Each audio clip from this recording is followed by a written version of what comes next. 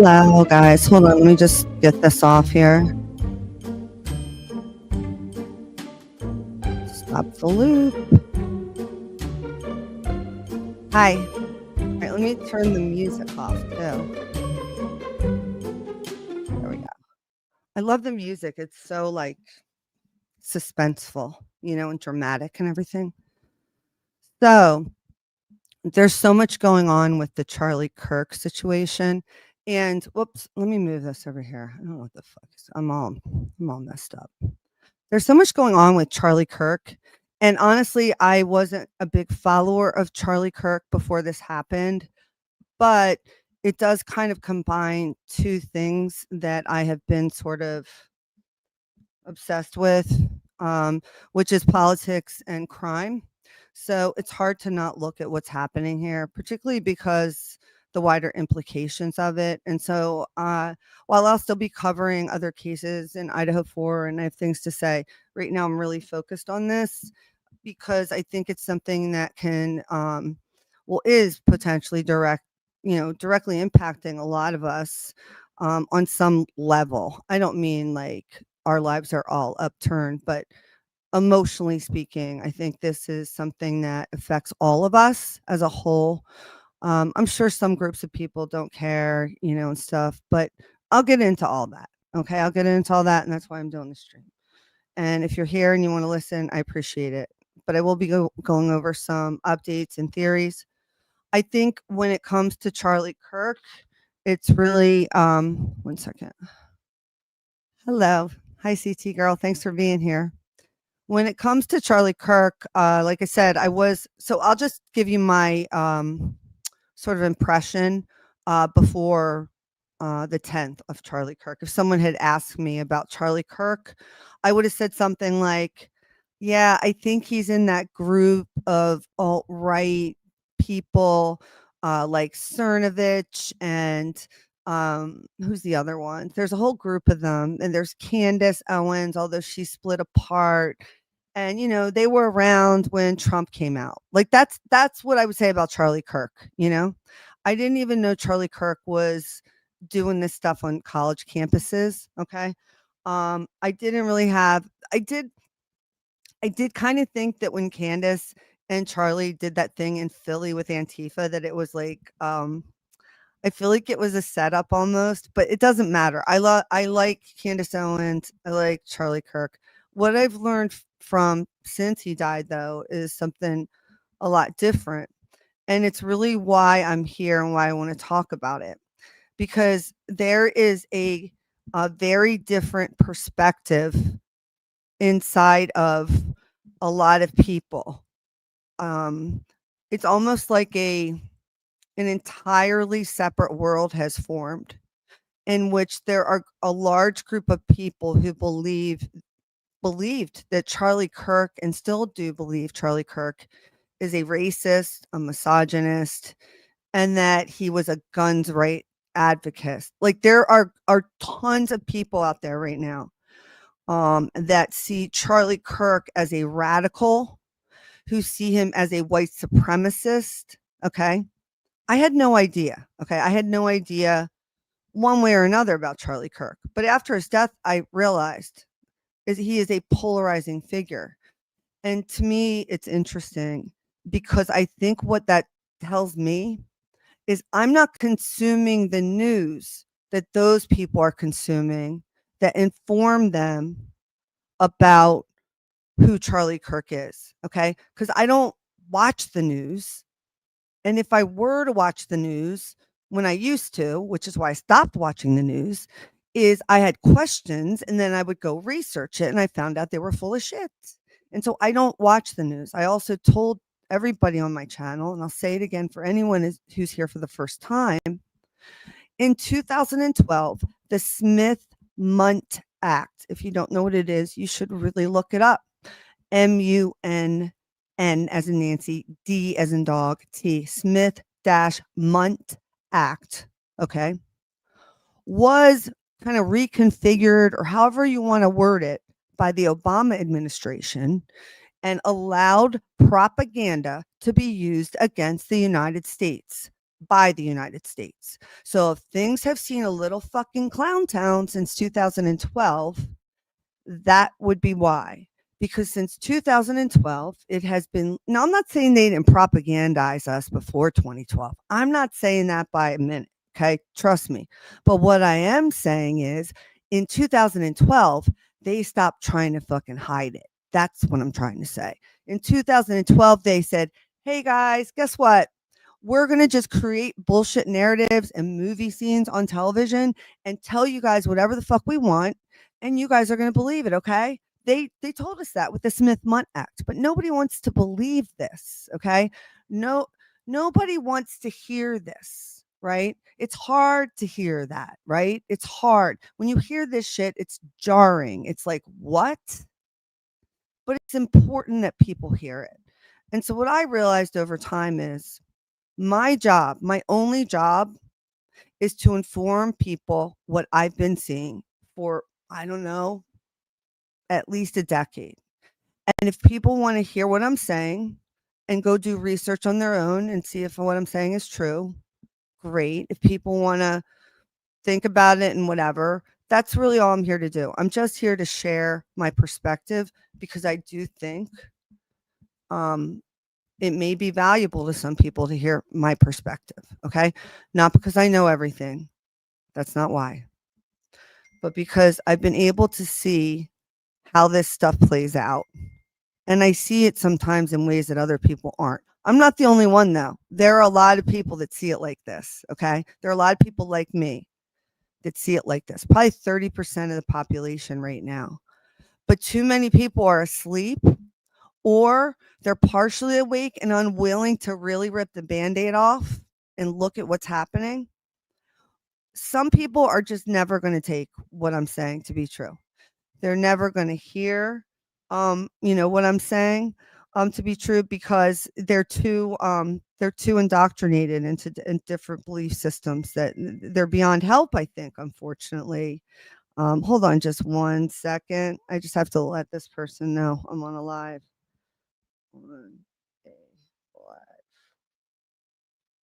All right, sorry. So anyway, yeah, that's basically it, guys. I don't know everything, not trying to. I'm here to present some stuff to you that I think might be helpful. All right, so here's a book before we get started on Charlie Kirk, because I think this is an important book that if you don't know about it, here's your chance to know about it.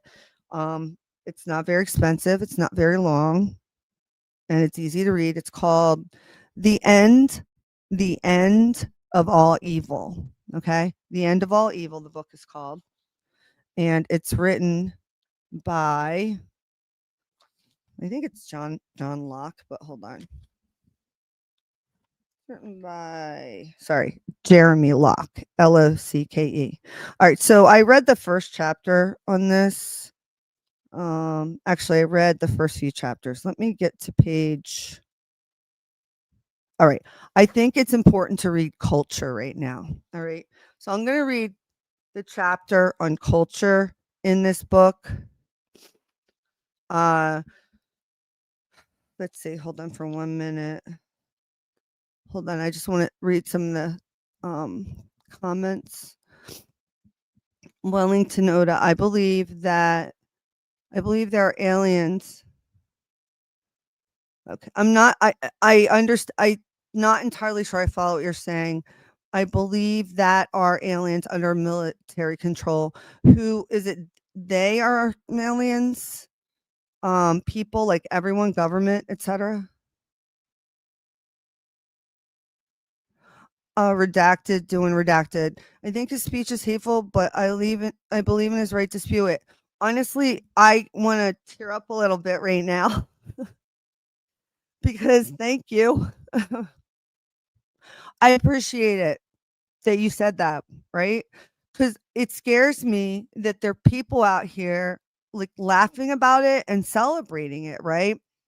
I did not realize the level of indoctrination and brainwashing that has taken place. I'm fully aware of it now. Trust me, I will never unsee what I saw that day. But I did not look, I understood there were kids that had these opinions, and a lot of that generation is just not very bright.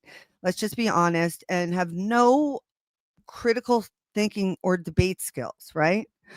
But the thing about it is like I didn't realize it was that bad that they were at a level where they would laugh when they saw someone murdered on live TV in front of his family, or that they would laugh when they were actually there and saw it happen, you know?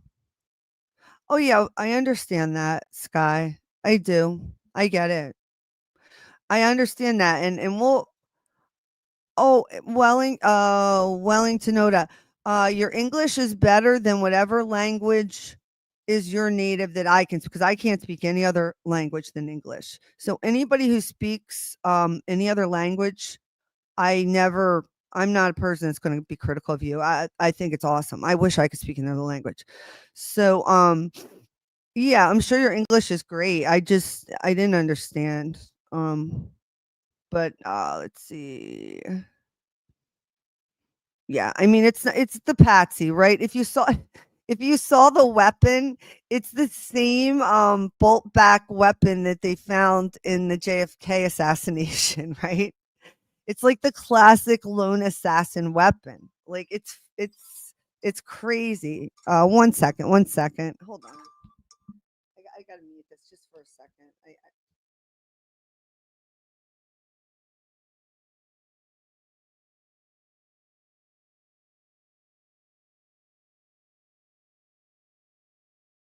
sorry.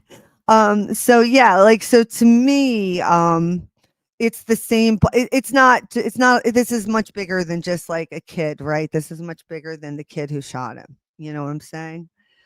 And your native is Portuguese. What? Hold on. My native is Portuguese. That's awesome. Well, I appreciate you being here.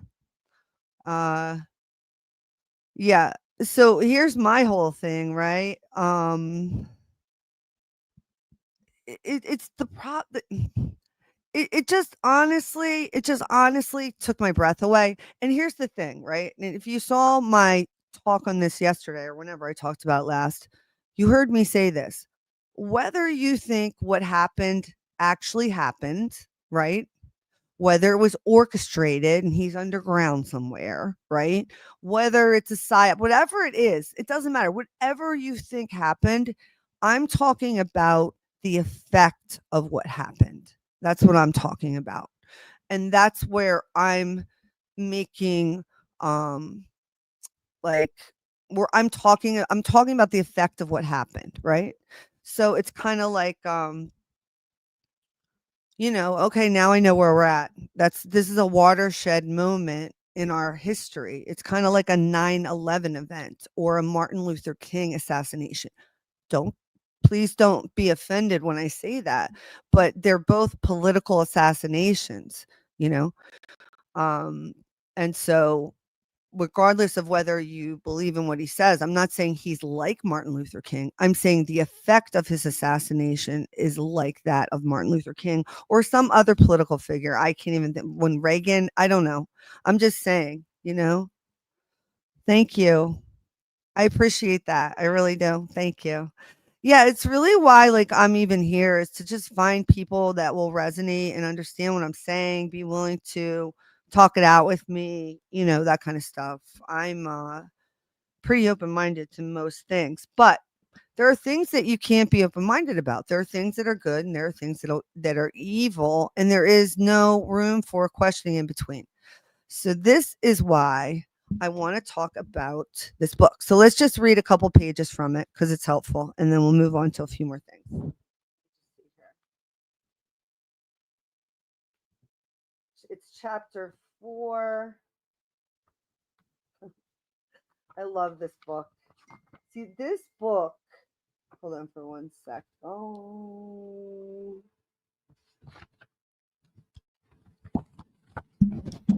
Okay, I'm back. All right, this book cuts through all of the bullshit. It makes things very simplistic. And I'm curious what you all think of it. So here we go. Culture. Culture. Cultures are created to protect power structures. Culture is the enforcer of authority. Culture distorts principles in order to defend the authority of evil. Culture must convince you that it is not wrong when law subjugates your worth and destroys your freedom. Culture convinces people of this by perverting the concept of morality. Morality is liberty. Immorality is evil. The exercise and defense of freedom are moral. The destruction of freedom is immoral. That is the pure truth of morality. And this is a really important point to understand. See, the truth is self evident. I know it says that in the Constitution, but even if it didn't, you know what the truth is. They've made us believe that we can't discern what is good and evil, what is true, what is false. They have convinced us all of us in the entire fucking world, that we aren't able on our own to discern what is true and what is false. They've also convinced us that the only way to know things in this world and to be recognized is to go to school where they treat you like a slave, where you have to raise your hand to go to the bathroom, where you have to get up every 40 minutes and take another class, which doesn't help you learn. It just helps you be a factory worker.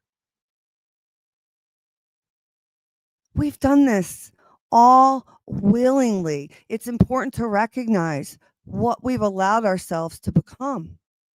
We're not meant to do that. We're not meant to live like that. Okay. We're just not. That's my opinion. And I think it's hard to argue with it because it's just the truth. And the real way you learn in this life is through experience and wisdom.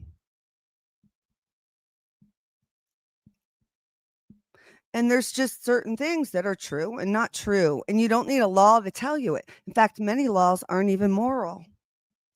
Laws are designed to put a veil between us and the truth, us and God, or us and Mother Earth, whatever it is that you worship or feel closest to. That's all the law is. Sorry, I just want to finish reading this because it's really, I think, interesting. Prudence is the proper application of principle. Imprudence is foolishness. Prudence is not morality. It is not immoral to kick a heavy stone with your bare foot, but it'd probably be foolish. That makes sense. There's a stone, I'm going to kick it with my bare foot. It's not immoral, but it's foolish, okay? Prudence is a question of applying the principles and wisdom you've gathered in your life to achieve the goals you have for yourself. This is made possible by liberty. Without liberty, prudence is meaningless. Exactly. Because if you don't have liberty, you don't need prudence. You don't need judgment. You're not able to kick the stone and feel that it hurts your foot and understand it's stupid and never do it again. Without liberty, you don't need any type of discernment or prudence. So, without liberty, prudence is meaningless. Morality must come before prudence, then. Logic, right? The great lie of culture is that authority is not bound by morality and that authority can enforce its own prudence upon you. The great lie of culture is that you are worth less than law. Think about that. Think about that. Listen to this one more time because this really makes so much more sense now. And why, like, when I was 12, the first time I went into this shop in here in the US called Spencer's that has a lot of cool shit, like the velvet posters that say Led Zeppelin and Pink Floyd on it and the incense. The button that I bought, and I didn't have a lot of money, but the button I bought said question authority because I always hated school and I always hated people telling me what to do. Always. Now, if they tell me why they're telling me to do it or they ask me to do it and they tell me why, I have no problem.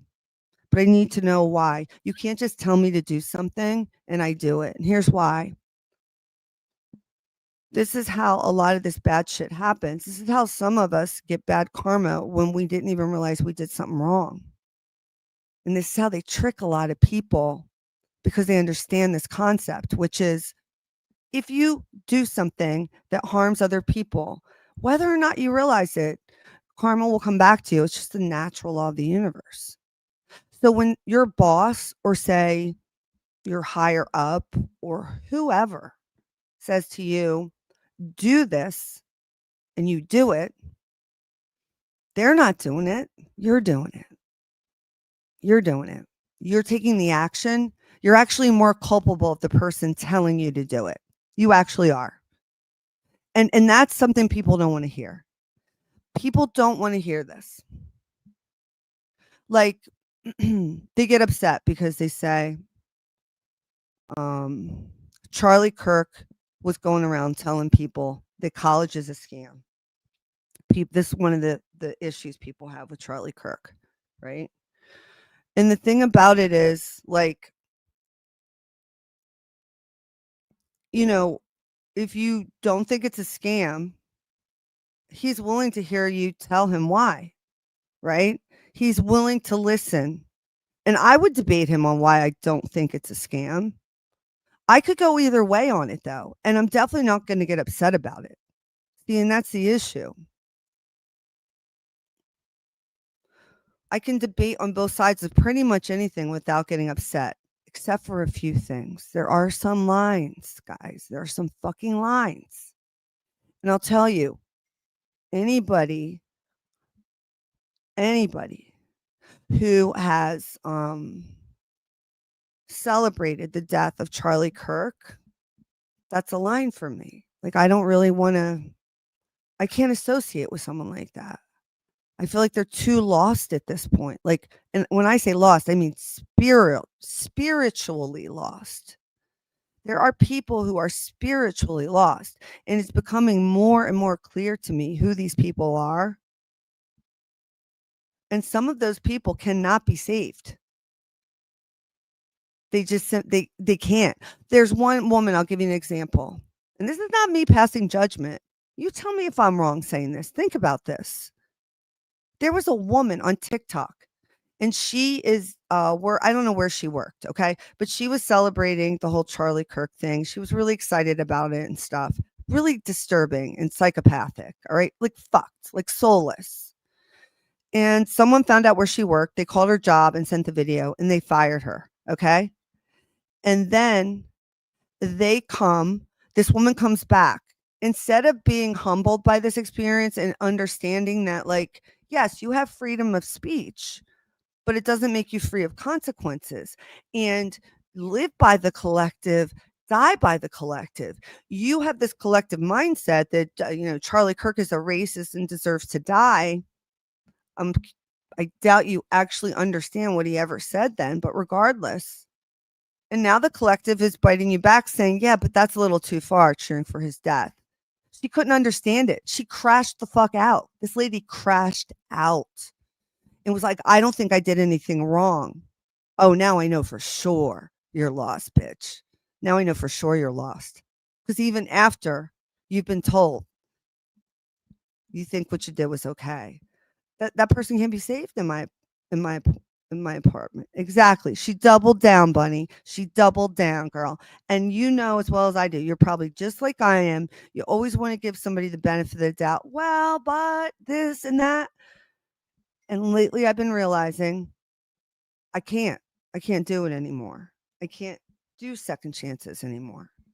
Why? Because I don't have the energy for it and I can't save other people. I can only talk about what's happening and hope I find other people. And I know other people feel like I do, just like you guys here. So back to the book. The great lie of culture is that authority is not bound by morality and that authority can enforce its own prudence upon you. The great lie of culture is that you are worth less than the law. And that's exactly what it is. Cultures teach that intentions of prudence can be enforced by law. In this fashion, they gain excuse to control the lives of people. It's all it's about is control. Not one fucking law is here to make our lives easier. Not one. Not one. Because all the ones that make sense, we don't need a law for. You know, you don't need a law to tell you that killing someone is bad. Like you don't need it. We also don't need a law to say that if you kill someone in self-defense, it's okay. We don't need that fucking law either. It's self-evident.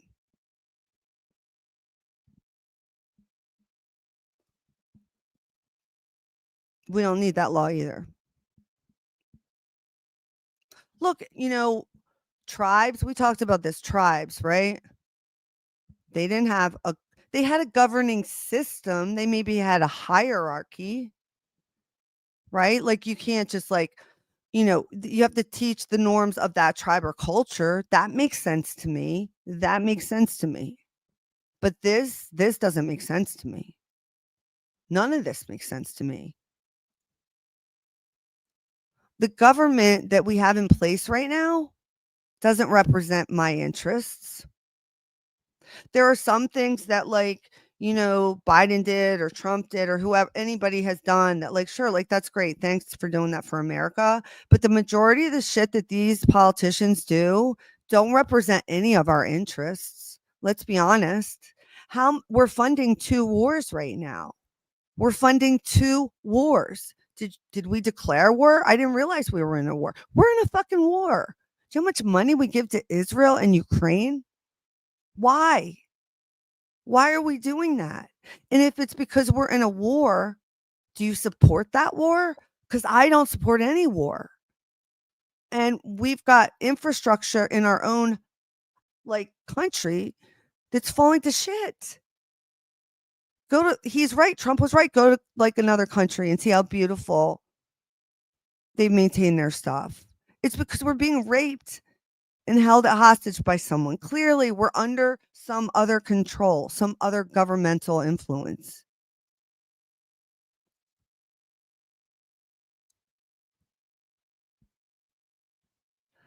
And here's the thing, right? And I understand that there may only be, but those people, there are ways to um look, I said I'm against the death penalty, but here's the thing. People have ways of you can I think worse than killing someone is actually to throw them out, like banish them from the tribe. They don't kill them, they banish them. That's worse than killing, right? It's worse than killing someone is to banish them like they no longer exist. You know? I mean, there's got to be harmony. I'm a huge proponent of diplomacy. I'm actually, I think, pretty good at helping um, people who are at great odds for various reasons. I'm very good at understanding both sides and then mediating for that. Like I've done that my whole life, not for hire, but just because I like to do it because I'm able to see both perspectives, right? Yeah, it's all blackmailing and it's all Epstein, right? It's all just Epstein and Ghislaine. Ghislaine and Epstein are like, I mean, I don't know if you guys saw, but the Epstein files are out. I didn't realize it. I mean, they're mostly redacted, but essentially, like Ghislaine Maxwell, who was the daughter of a Israeli Mossad double agent, masquerading as like a media tycoon, um, decides to ship his daughter with Epstein, and these two fall in love. I don't know if they were married or not.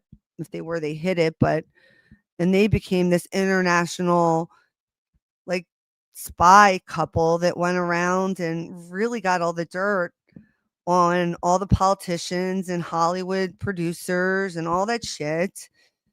And that's where our country's been hijacked.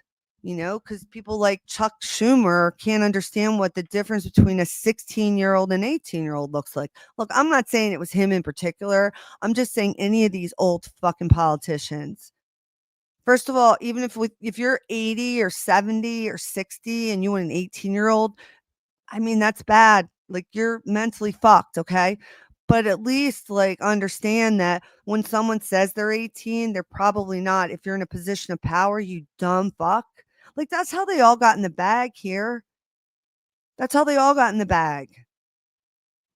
They're so stupid. They're like so fucking stupid. You know how we know they're stupid? Because people like oh my god, I haven't seen him since Charlie Kirk. Who's the guy? You guys remind me. What's his name? The guy who oh my gosh, guys. I can't remember his name. He's a big time we're really freedom of speech journalist. And he got his company taken away from him. So he started another company and he goes and does undercover ops with a lot of these tech idiots who are like completely like enamored by some like girl with boobs that's talking to them. So they spill all these secrets and then oh god, what's his name? Charlie. Was it Charlie? No, it's not Ben Shapiro. I can't. I'm gonna be honest. I don't like Ben Shapiro. Mm-mm, no, no, no, no. Ben Shapiro. No, not a fan of him. Anyway, no, not McAfee. This is the younger kid. He's a younger kid. He's like not bad looking. His name might be Charlie too, actually. Shit. O'Keefe. Yes. Thank you. Thank you. Thank you. Thank you. Exactly. O'Keefe. O'Keefe. Yes. Yeah. I have not seen his reaction. I want to see Cernovich's reaction because Cernovich will never say anything about Israel. He'll never go against Israel. So I want to see that one. It'll be interesting.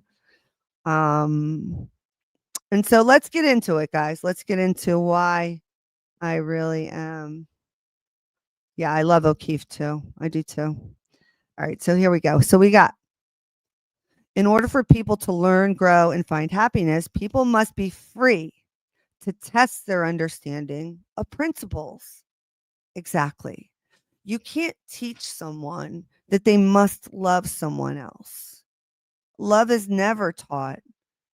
If you've ever been in love or you've ever been in a relationship that you wanted to get out of and you couldn't, or whatever, then you know you can't choose who you love. You just can't. You love someone or you don't, whatever. You really can't choose who you like either. It's important to understand how to get along with other people, make concessions, compromise, etc. But you can't choose who you love. And yes, I agree that Ben is gross. 1,000,000% redacted, doing redacted. 100% girl with you. So the thing about it is, I'm getting off on a tangent because I like all this stuff over here in the comments section. I want to say this. Whatever tangent I was just on, I'm going to drop it. I want to move forward because I want to get on to this book. This book, like I said, if you don't have it, I think it's helpful. It talks about how culture controls law. I mean, you guys probably all know this stuff. And like when I'm reading this, I'm like, yeah, I've learned this before. But like right now, to just read something really flat, simple, black and white that makes so much sense, it's good for the soul right now, guys. It helps you understand and remember. Not that anybody here forgot, but it just kind of helps it helped ground me. It's a great book. Anyway, moving on. Check this out. Let's go over here.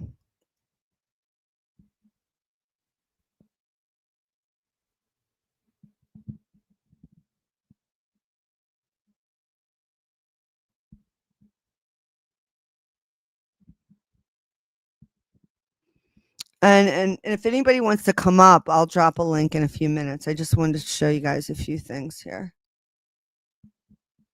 What's up, everybody? Welcome to the stream. Thank you for stopping by. Good. I don't know. This is Iked Mel. If you don't follow Iked Mel, I recommend you give him a follow. He has I think he has a great channel and he's always doing updates and stuff. I don't agree 100% with all of his takes always, but I think he's a nice guy and like you know, I wanted to see what he thought. I didn't think he'd be cheering about Charlie Kirk, you know, and he wasn't. And so I think he's a good guy and I always have. And but he's got something interesting here. So tell me if you guys saw this. And yeah, no problem. Wellington. I'll read some. That book is just such a great book. But anyway, right here. Morning, I guess morning. Oh, afternoon. It's afternoon already. Good afternoon. Saturday. And we have some breaking news with regards to the shooter, the assassin, Tyler Robinson. They're saying now that this person apparently lived with a trans partner. It's interesting. So it was a male transitioning to female, and that they're fully cooperating with the FBI. So, because a lot of people have been trying to, you know, some people were like, oh, this has nothing to do with trans and this and that and blah, blah, blah. So this person, Brooke Singman, so basically this came out a couple hours ago. You guys have probably already seen it, but I want to talk about it for a reason. Like when I show this stuff that other people already told you or you've seen, the only reason I would even bring it up or talk about it is just to give you a perspective that maybe we hadn't thought of. That's all. If I don't have anything to add, I'm not going to just reiterate what other people saying because Mel's great. Mel's great, and you should watch his show. But essentially, this woman, Brooke Singman, who is a journalist, I don't know where she's from, but Charlie Kirk assassin. Let's see. Charlie Kirk assassin Tyler Robinson lived with his transgender partner, sources tell me. The individual, who was a male transitioning to a female, is fully cooperating with the FBI. Sources tell me the FBI had texts and other communications between Robinson and the individual that helped FBI authorities solidify that Robin was indeed the shooter, right? So let me just go a little further here. He was, I believe, Singman, the first person to break this information. First person to break the Okay, so it goes through that. big news. I mean, the easiest way to And I test a think it's pretty nonstick much is to been cook an egg. Now verified look, at check this out that glide. point. This No, is the wait one first second. nonstick made with zero. Has more information. Where it's like Charlie Kirk's alleged assassin Tyler Robinson lived with transgender partner source. Now, what I want you guys to remember is, do you remember Sky? Do you remember Sky Valdez? There was a, let me see, hold on. Let me pull this up here because I think this all starts to make sense here. Hold on. Let me just go over here. I'm just trying to find this other one. Hold on. And give me 1 second, guys. I'll be right over. I wanted to show you this.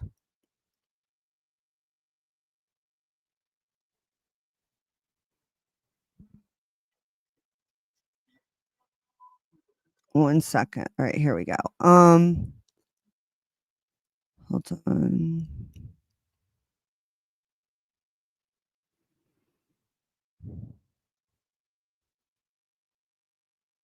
There was a woman who, hold on for a second. I'm just trying to find it. All right, I'm just going to go back. Hold on. Sorry.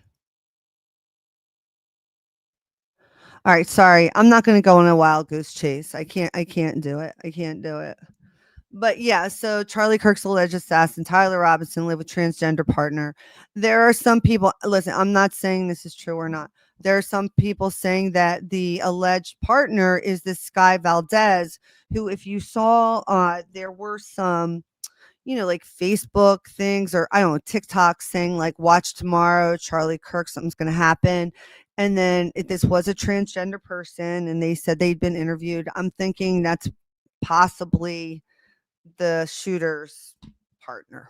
But I mean, according to the narrative, when I say this, I hope you know I don't necessarily believe the narrative. I'm just reporting what the narrative is, right? Updating on the narrative, essentially.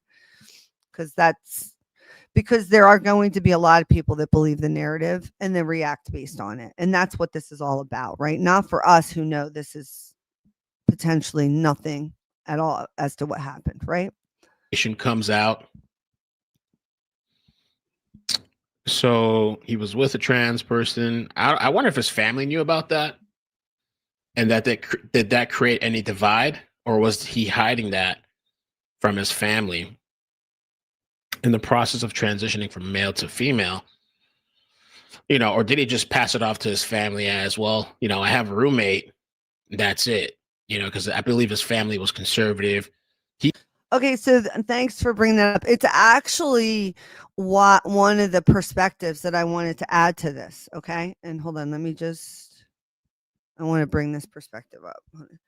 I think it's important to do this. Okay, because one of the reasons, like for example, before this came out, right before the arrest, Megyn Kelly, who I like Megyn Kelly. I think she's way better than she used to be. However, I also don't trust her fully because she has certain agendas too. And so just because I say I like Megyn Kelly doesn't mean I think she's like, trustworthy with everything. But, she was talking about, she is sitting there talking about how, essentially, this bullet has some kind of trans message on it and she's inciting and inflaming. And she's like, I'm not even shocked or whatever. And the truth is, like, a lot of people probably said that they're not shocked. But I want you to think beyond that narrative, right? You need to think beyond that narrative, right? Because of this comment right here. Because this is kind of what everyone thinks that has common sense. It's kind of like, how come How come there's a shooting? Every time there's a shooting, something about transgenderism comes up. Like, what is that? Right? And the problem is that if you have a short hair trigger and you think that you don't understand what this whole you don't understand what just happened to an entire generation of kids, the transgnosis, whatever the fuck you want to call it, that's a whole other video. Okay. But if you don't understand what just happened to a whole generation of kids because you've not been fucking paying attention or whatever, and then you start hearing a lot about trans in the news with shooting, which the news is only going to highlight those things because most shootings are not trans. Most are not. It's still a very small percentage of shootings. But the problem is it's saliency. You combine something, a trans person, that's odd or unusual or rare. Not as much as it used to be, but it is still. It's also a trigger for people. With a shooting, the two like fit together like this. It's like if they only say white people, do a certain crime, then you're only if only black people do certain. It's how the media brainwashes and gets your mind to stick on shit. And if you're not careful and you don't understand that you can't take what they're saying at face value, then you just form this opinion immediately. And then you get angry about it. And then you go around fucking spewing hatred against trans people. And it's all due to ignorance and the media and like a whole shit ton of other things. Right. So, like, I'm of the belief that most people know the difference between good and evil, right and wrong, and innately and intuitively. But unfortunately, in our world at this time, there is too many veils. And although the veil is very thin, that's what I don't understand. Like, if people don't see this shit now, like, when do you see it? I started seeing it 10 years ago. 10 years ago, I started seeing this shit. I mean, it's so fucking obvious at this point. If people can't see it, that's why I'm saying, like, I don't know what to say. Yeah, of course they are. Absolutely they are. Yeah, and Candace exposed them, and that's why they hate Candace. They hate Candace. So, absolutely. And here's the thing, like, hate drives hate, right? Like, that's the thing. Like, I'm hearing all these people saying, like, hey, like, I feel bad about it, but, like, shut up. Like, don't say but. Now that you're saying but, you can stop because I don't want to be your friend anymore. We can't be friends anymore. If you're one of the people saying, like, like, I think it's a shame that he got shot, but you can stop right now. You can 100 fucking percent stop right now.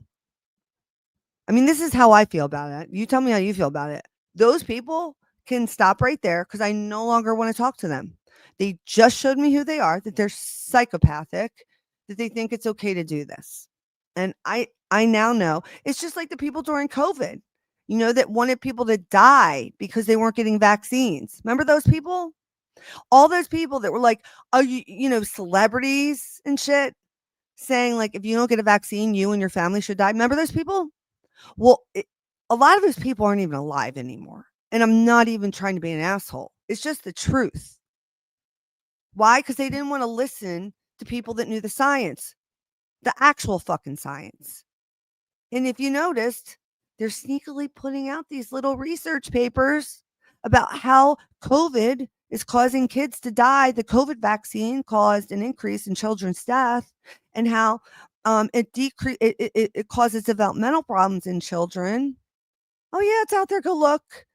And the other thing it does is it causes stillbirths and miscarriages in the women who got it.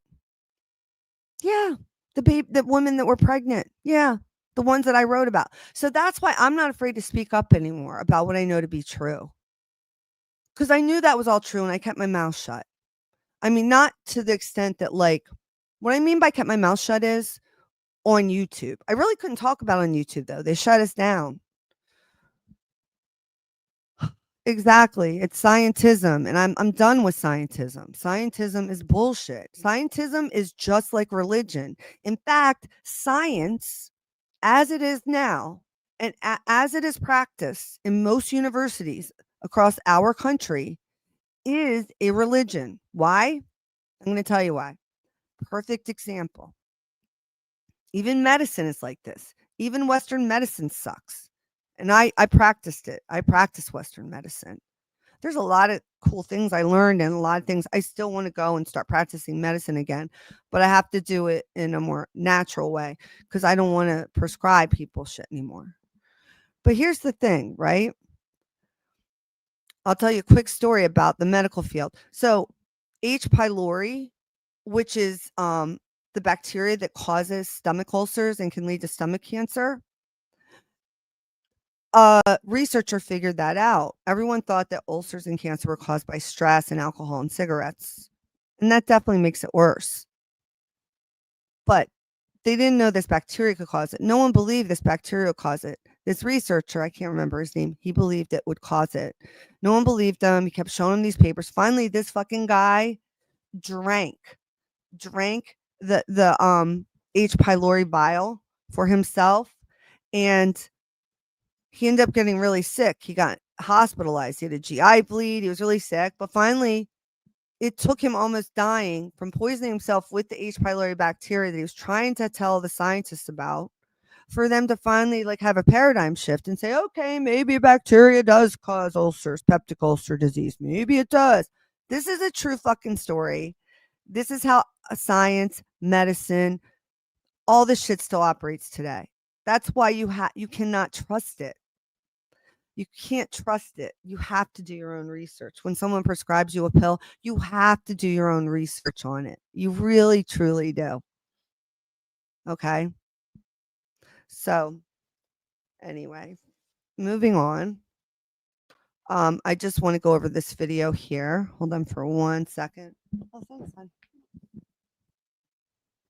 Woohoo! I just got a Starbucks, guys. I'm so excited right now. All right, hold on. So, I wanted to play this some more.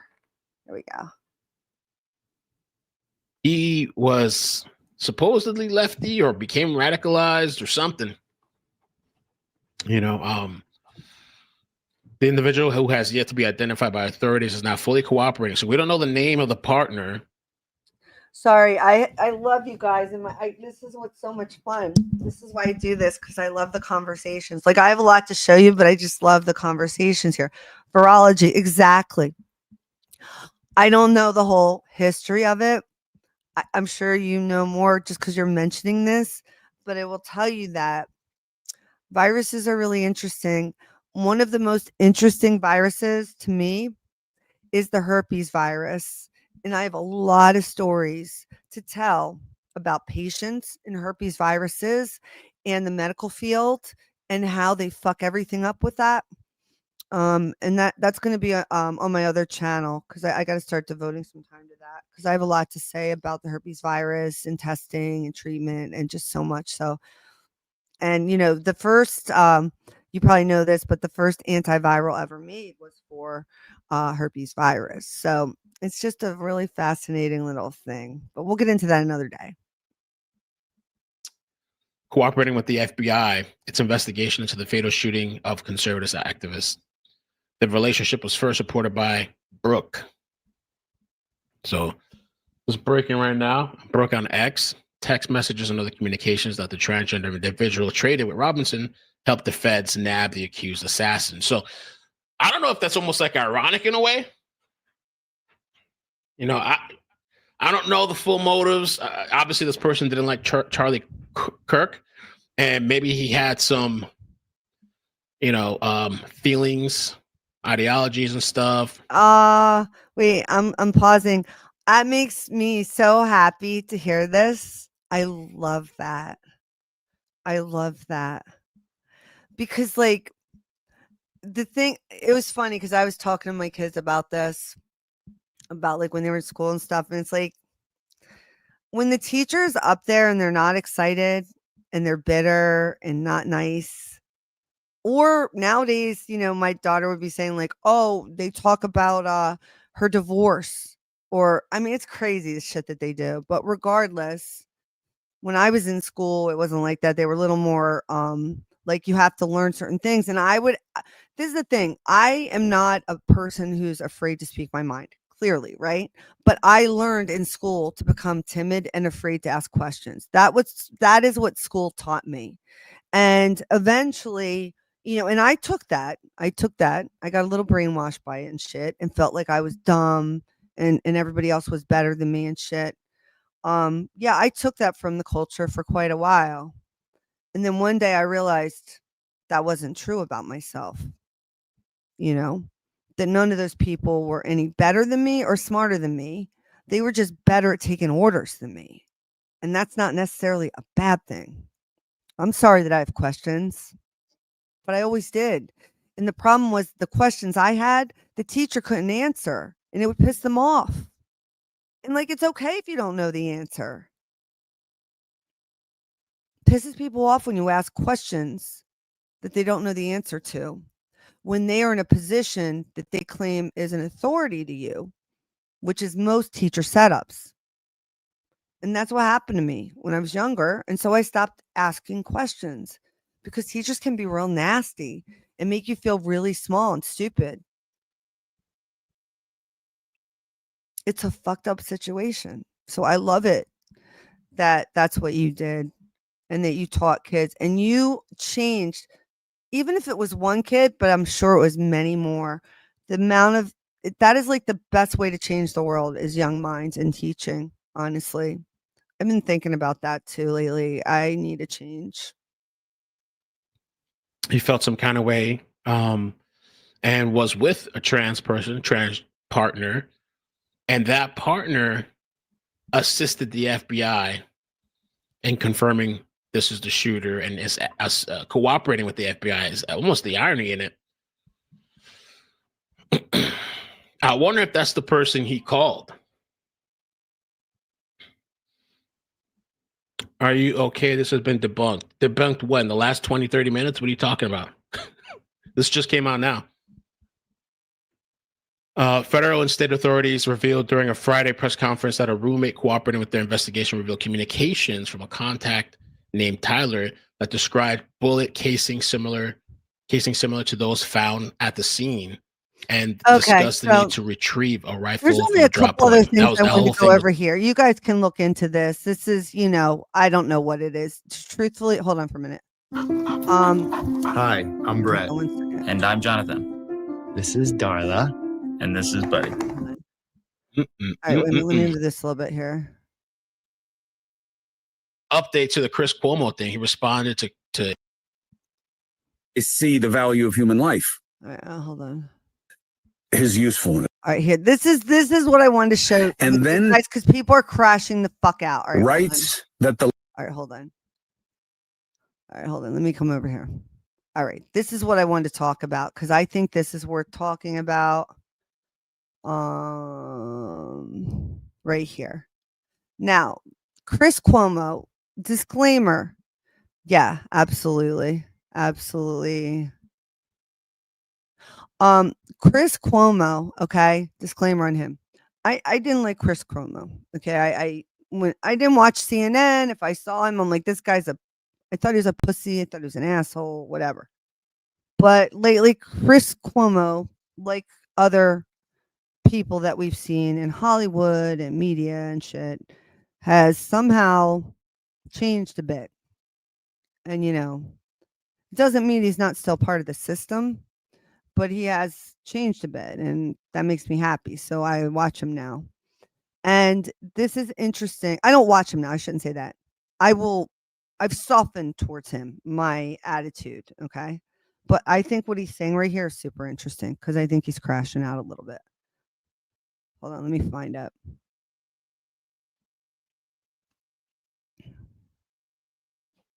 The left is the party of murder, and then decides, Elon Musk, I'm talking about this, the stupidest genius. Wait a minute, hold on. I got it.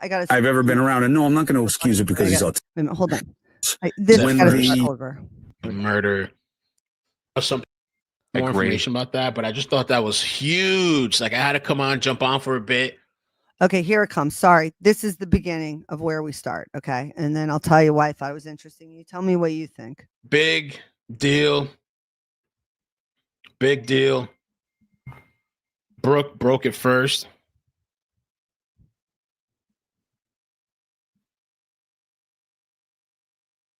And I know some people don't want to hear that with the details with this. This is an update to the Chris Cuomo thing. He responded to Elon Musk on his show with the whole situation of Cuomo didn't like when Elon was saying that the Democrat Party is the party of murder. And the video's up there somewhere. I don't know if I should play maybe I should play the whole thing. It's just a minute long. This is so great. This is what I love this. All right. And tell me what you guys think of it, and I'll tell you what I think. Listen to this. almost said When first. the Let me fix my audio. Okay. richest man in the world, who controls the most powerful platform in our media, writes that the left is the party of murder, and then decides, Elon Musk, I'm talking about this, the stupidest genius I've ever been around. And no, I'm not going to excuse it because he's autistic. I have a lot of autistic people in my life.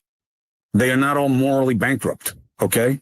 They don't all say the stupidest thing at the worst. That's kind of my point here, Redacted. You're right on my level with this shit. Hear what he's saying though, right? Like listen to what he's saying. Well, I'll tell you in a minute when he tells you the whole thing, when he's done. And we'll listen to it again. First time. All right. I don't know what it's about with him, and I don't give a shit, to be honest. Oh, He is, in my opinion, exhausted his usefulness. Now, does that mean he should be murdered? No, because that's not how I see the value of human life. But did you just hear that? I mean, okay, so this is why I'm really curious what you guys think about what he's saying, because the words he's using, they're weird, right? But I think he's saying something, which is this. He's saying useful idiot. In other words, he just let us all know, in my opinion, tell me what you think, that Elon Musk is just a figurehead. He's not an actual like genius, right? He's just like a figurehead playing a role. Okay. He's a useful idiot who has outlasted his usefulness. Well, where have we heard these words before, right? This is like a communist type thing where at some point, you know, people like Chris Cuomo or these news anchors who think they're in like safe spots start to become, they turn on them too, right? They think, oh, like cops or military or Hollywood or whatever. They all think, oh, we're okay because we're in on it, right? But you're not. They're going to go against you too. That's what I think is happening here with Chris Cuomo. I think he's crashing the fuck out because Charlie Kirk just got murdered, and and I think it was a real murder. And I think that people are fucking crashing out over it. But here, listen to what he says here. would I be surprised? No, I wouldn't be surprised if it's me. I mean, that's where we are. It's who we are. That's who we are. He said, I wouldn't be surprised if it was me. He like fucking said it about himself because he knows that's where we're at right now. He says it. That's where we're at right now. That's really fucked up and scary kind of, right? He is letting us all know it could be anybody right now. It could be Elon Musk. It could be him. He knows the game. But when he can write the left is a party of this, and then he goes on this thing about why black is capitalized and why white is not, the medium is the message. We are about division and hate of what we oppose. Who is we, Chris Cuomo? Who is we? That is a true statement, I believe. I believe everything he's saying here is true.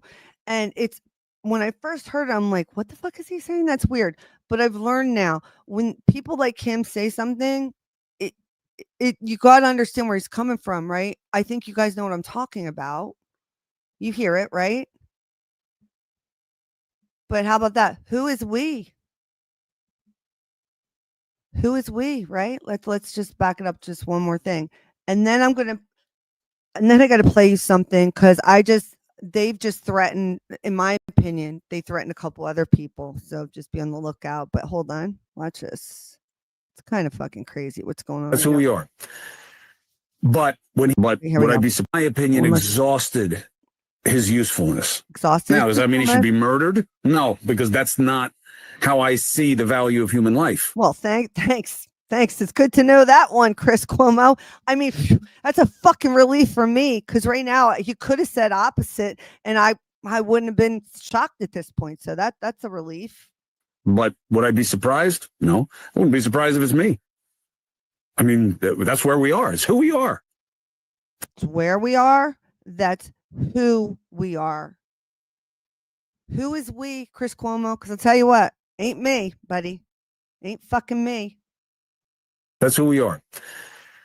But when he can write the left is a party of this, and then he goes on this thing about why black is capitalized and why white is not, medium is the message. He's right about that. Elon, knock it the fuck off. Well, Elon can't. That's his fucking job.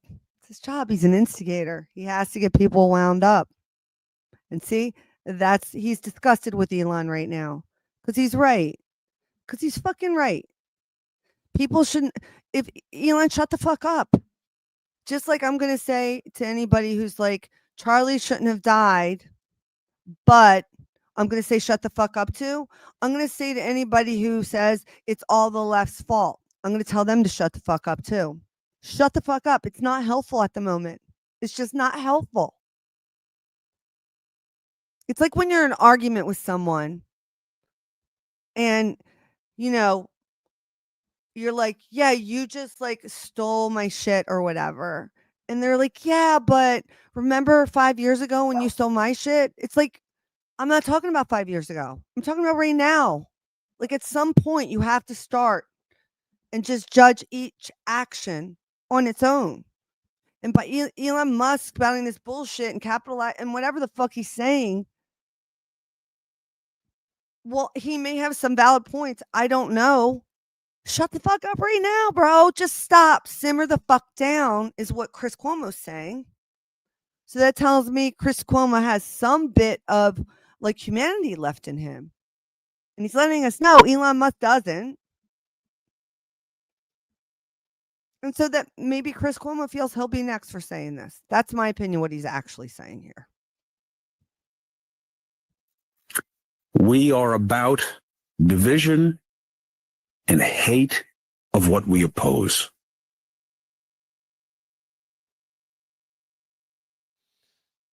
Okay, let's see. So that was Cuomo, and I then really, Elon replied back by saying that, I don't even give a fuck what Elon replied back with because I just don't care and anymore. then some are upset. If you want to Okay. drop your auto insurance Hold on, rate, sorry. then don't skip this video. Take a look. I've removed my personal info, guys. Because Okay, I hold on. smile, some because I All right, this cheer. is crazy. All right, this fucking thing. All right, this is the other thing I wanted to go over, guys. We got to go over this shit. Where it says that protests are supposed to be polite and peaceful. And please. That's funny, actually. The It First was back when Amendment, I you couldn't just gotta stand look it Chris up, Cuomo. Mr. Cuomo. That was crazy. There's Cuomo. Everybody's falling out. Again, Like major fucking crash out. Hold on for a minute. I just gotta put a jacket on. Oh. Yeah, Chris Cuomo got humbled, you know. He got humbled and it's crashing out right now. So check this out. Hold on.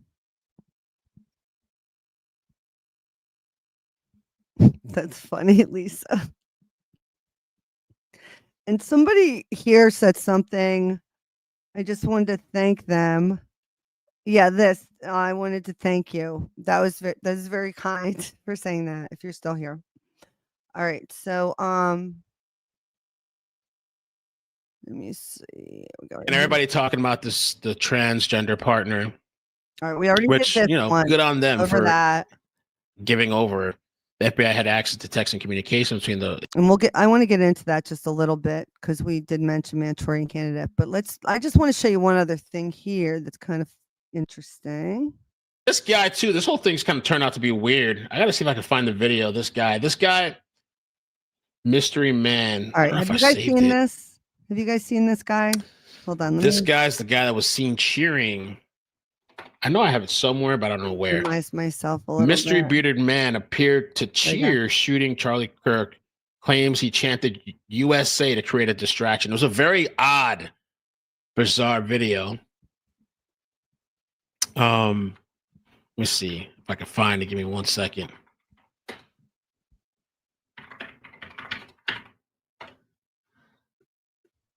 Trying to remember what this guy's name was. So have you seen this guy?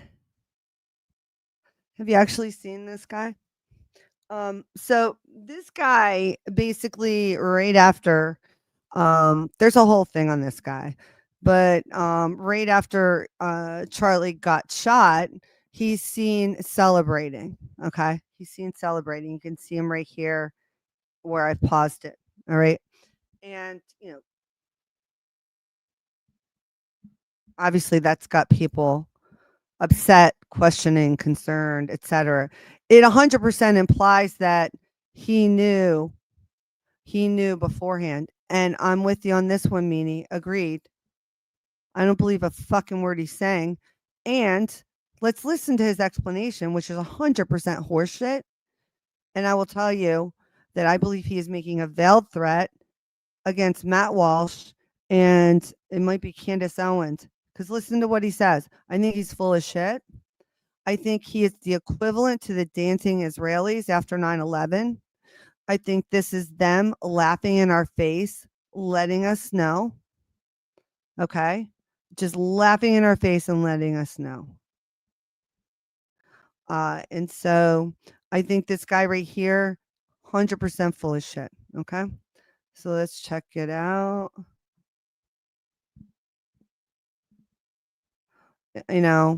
Here's the problem. After it was really and I don't have a particular dislike for any president. I dislike them all equally. I think they're all nepo babies put in there by either because they were cloned as past leaders or whatever, but they're all blue bloods, they're all from rich families. They're all related to each other, right? We all know this, right? But a lot of shit did go down in the Obama era. I'm not saying he did it, but I do remember that shooting in Connecticut. And there was a big push after that for mental health and to map the entire brain and understand how it works. Now, they always claim it's for our safety, for our military, but it's really just for control over any population, including us. And that was the whole beginning of the SSRI craze. And, when you need SSRIs, which I don't believe people do, I think some people do now, but that's a discussion for a different day. I do know that SSRIs, when they first came out, before the black box warning was put on them, triggered mania in many kids that were prescribed them for depression. Because why? The real study is when the drug hits the market. They say that they studied and found out if it was safe or not beforehand, but they don't. And that's the fucking case. So don't ever let a doctor prescribe you a medicine that just got approved within the past month. Wait a couple of years before you take any medication, because the real test is when the general population takes it. That's when you hear all these horror stories about people dying or something happening, and then they take the drug off the market. They know it's going to happen. They don't care. They pay the fines because they made a shit ton of money anyway. That's what they did with the Oxy thing. It's disgusting, right? It's disgusting. So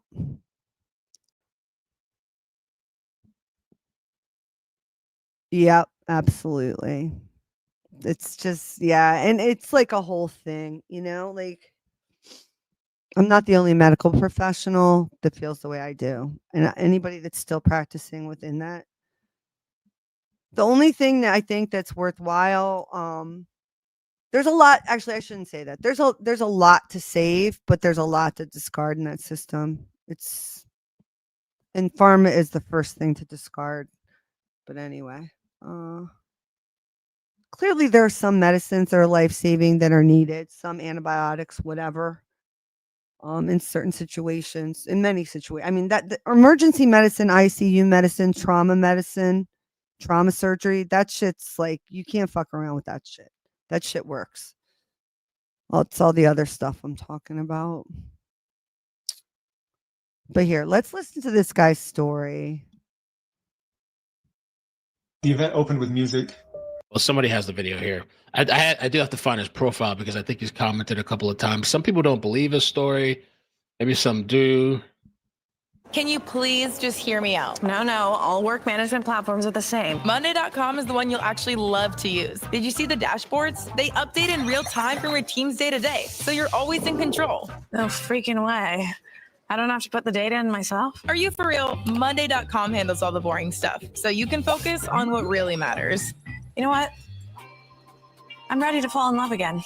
Thanks, Talking Llama. Monday.com. The event opened with music, people throwing hats, and loud exchanges from different parts of the crowd. Some shouted offensive remarks directed at the LGBT community, while others made disparaging comments about the Prophet of Islam. There were also cheers, boos, and offensive hand gestures, mockery. The atmosphere carried an energy of confrontation more than dialogue. The first debater tried to persuade Charlie to adopt Mormonism, but the exchange drifted into a disjointed back and forth of opinions. The audience eventually booed him off the platform. Another speaker raised the idea of restricting gun rights for transgender individuals, citing Donald Trump as an influence. He began to reference statistics and posed a question. Charlie's response turned to the subject of gang violence as a part of the It's like an AI robot or something. Yes, mass agreed. shooting statistics.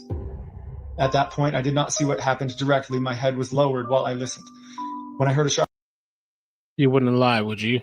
Somebody found, I guess, I don't know. Well, somebody could have created this profile too, but he struck me as a bit like kind of liberal or something. But he said he was there with his friend. crack. At first, I thought it might have been fireworks or a disruptive prank, so I looked up to the horizon for smoke. When none appeared, I realized it must have been a firearm. Yeah, guys, and 100% Wellington, good call. He's reading. You can tell he's reading because of his eyes. It's very clear. And I don't think he's even trying to hide that he's reading. He may have written all of this down so that he could do it without losing his train of thought. I still think he's full of shit. Let's listen. My friend reacted in horror, saying Charlie had been struck. His voice and description told me how serious it was. Yeah, they say he's an army vet. Based on his reaction, I believe Charlie had been gravely injured. I instinctively checked the security team's movement, though I have no affiliation with them. Realizing the situation was dangerous, I stood and shouted USA. So Not as a weird. provocation, but to project strength. So he said, so Charlie Kirk gets shot and killed. Yeah, this is his explanation. You ready for this? This is the explanation this fucking guy has now. You ready? And his first reaction is, I don't know if he was trying to recreate like a Trump moment. He said he was trying to create a distraction. Does he have PTSD? I don't know. They say everybody reacts differently, right?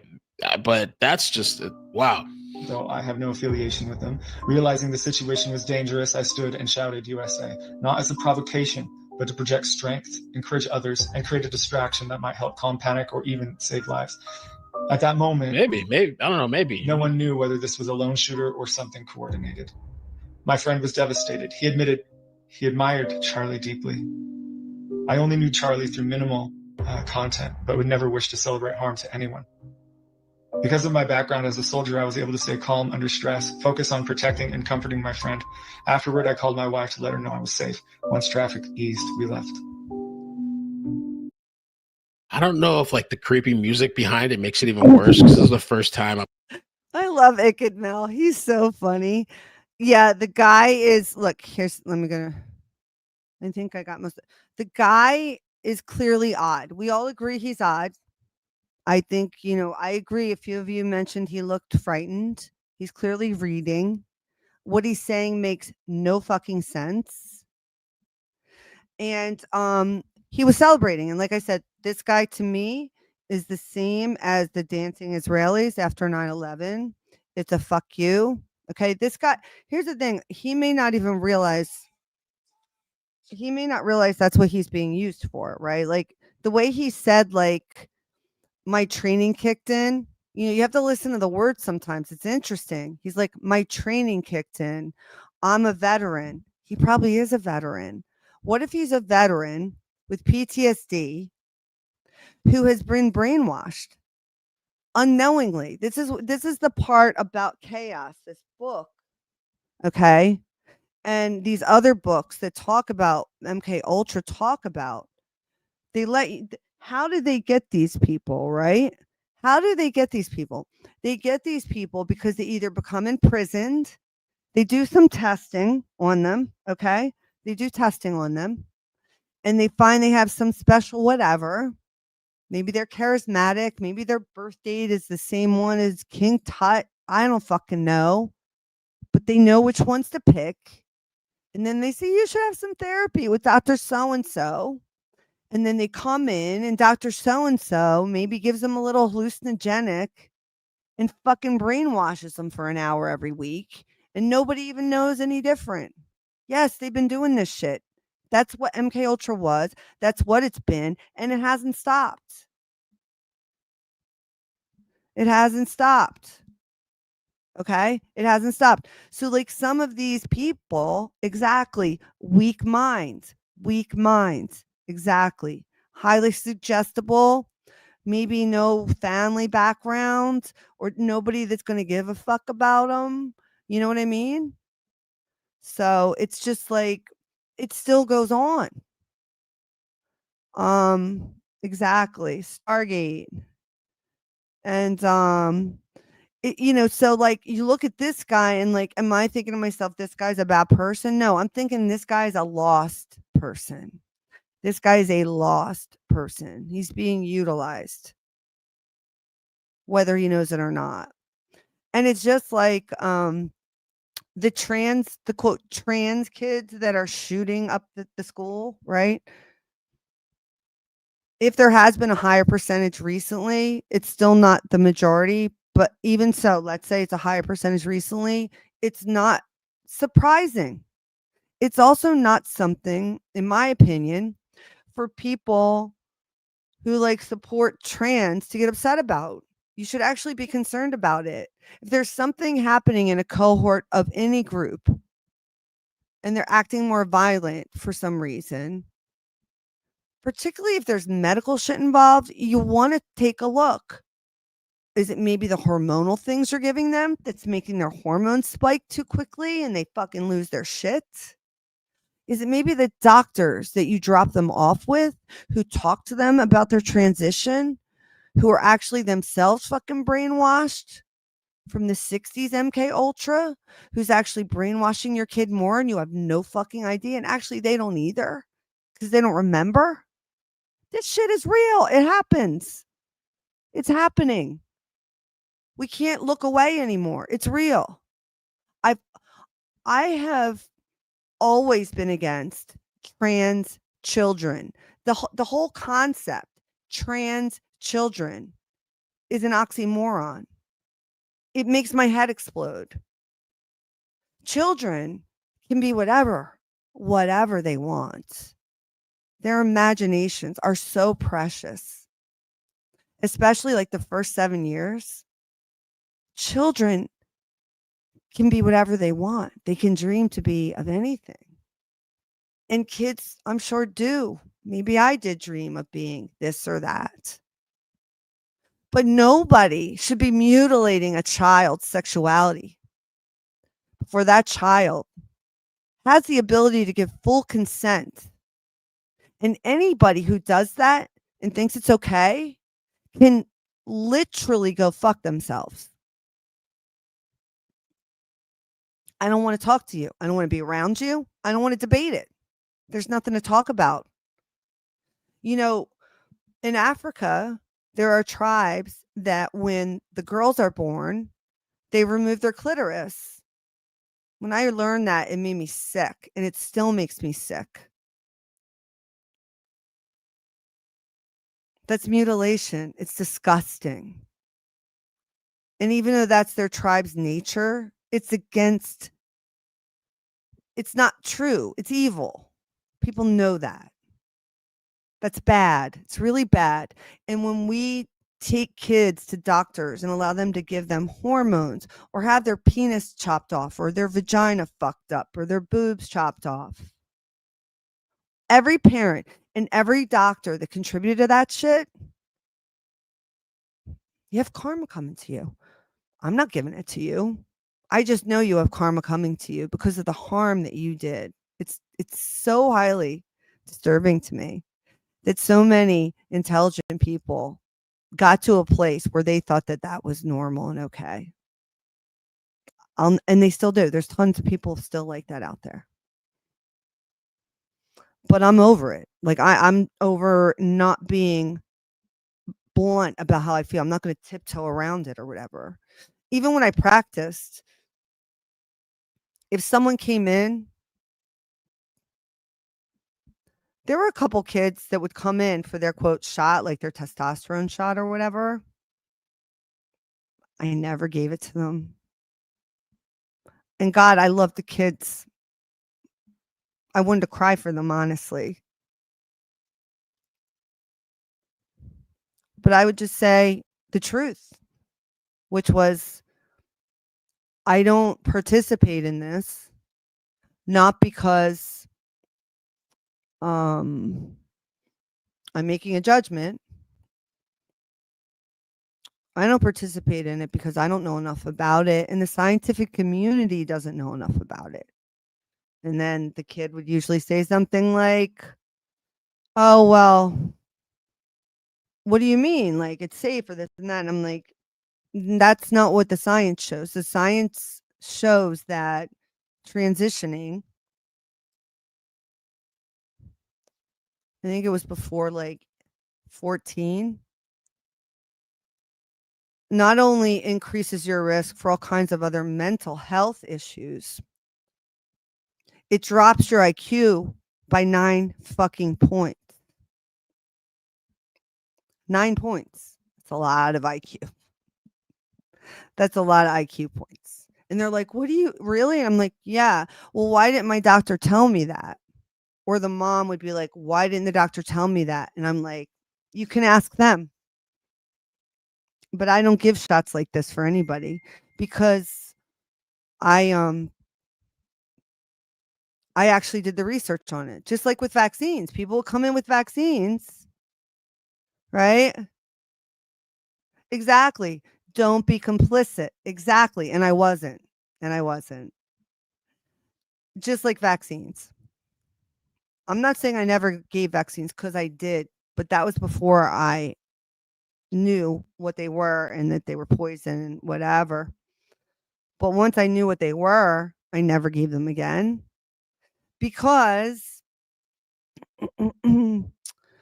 because then what would happen is they would put people into my schedule. And since I was a PA, like if you're a doctor in a lot of places, you have a nurse or a medical assistant, right? And if you're a PA, some places will do that for you and some places won't. Whatever. It doesn't matter. I don't care. I didn't have a nurse. I didn't have a medical assistant. And if somebody needed an emergency vaccine, they would just shove them in my schedule. Well, they stopped doing that after a few times because what would happen is they would put this person in my schedule for a vaccine that they needed. And instead of saying like, "No, I don't believe in vaccines." No. I can't say that. It's not a good look. I can't say that. So what I can say is, yeah, sure, put them in. And then they come in and then they just think I'm going to give them a shot. And I'm like, we need to have informed consent first. And then I go through the benefit and the risk of the vaccine. And there's really never a benefit other than to the pharmaceutical company. And by the time I'm done talking, they're like, "We don't want the vaccine. And actually, Can you give us that VAERS website? Because we think she has a side effect from the last vaccine she got.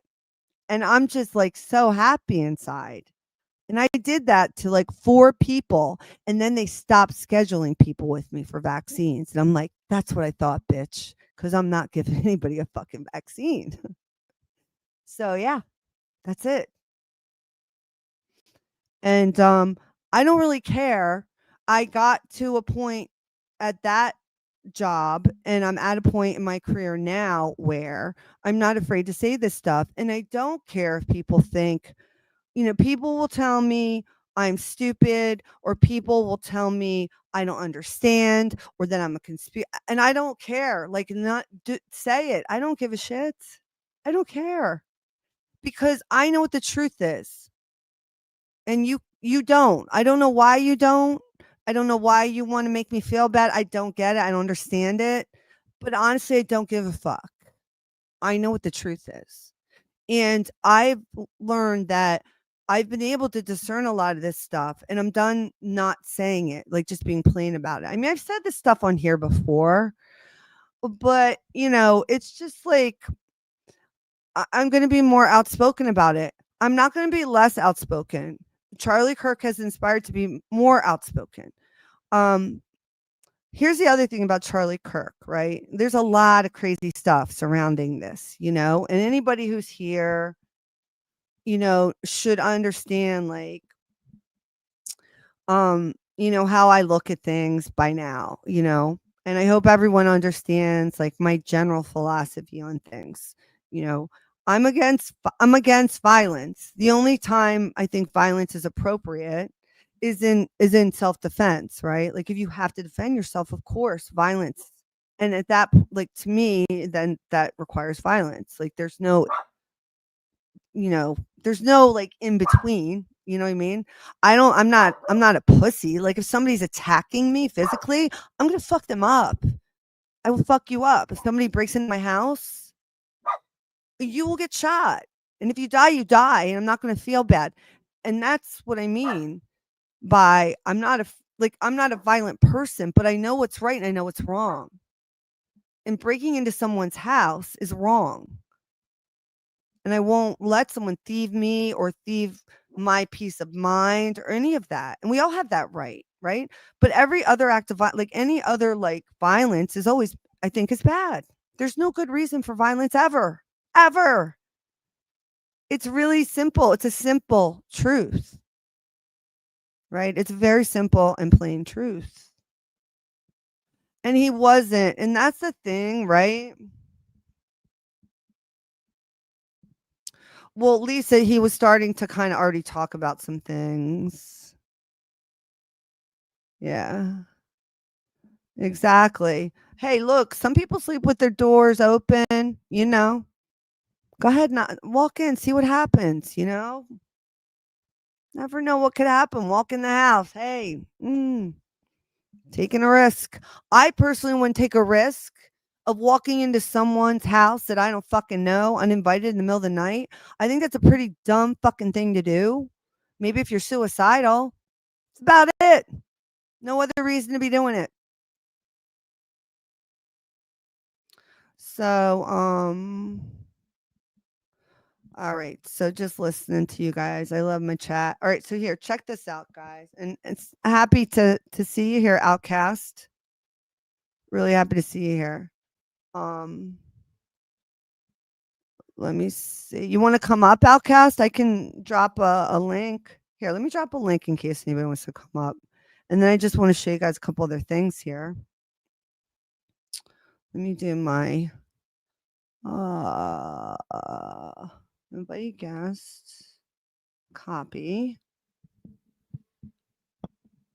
Let's see here. Community. There we go. Or Lucy, Ms. Morningstar, or Wellington, or Amy. I mean, really, anybody wants to join me. But here, check this out. I want to show you some more.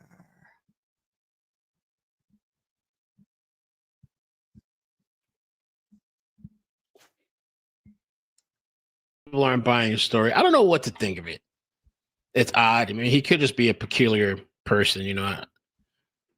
This is his profile. Let me see if he's made any more videos. Oh, this was 21 hours ago. Yeah, his video went viral. 21 or 1.2 million. There's just one more section of this video I wanted to show you guys before moving on to some other things I have for you to see. In views. I wonder which one we just watched. He did 2 videos. Let's see. Like that. You know, all this chatter is absolutely incredible, but I'm actually really burnt. I'm honestly like the happiest person you have ever met in your entire life.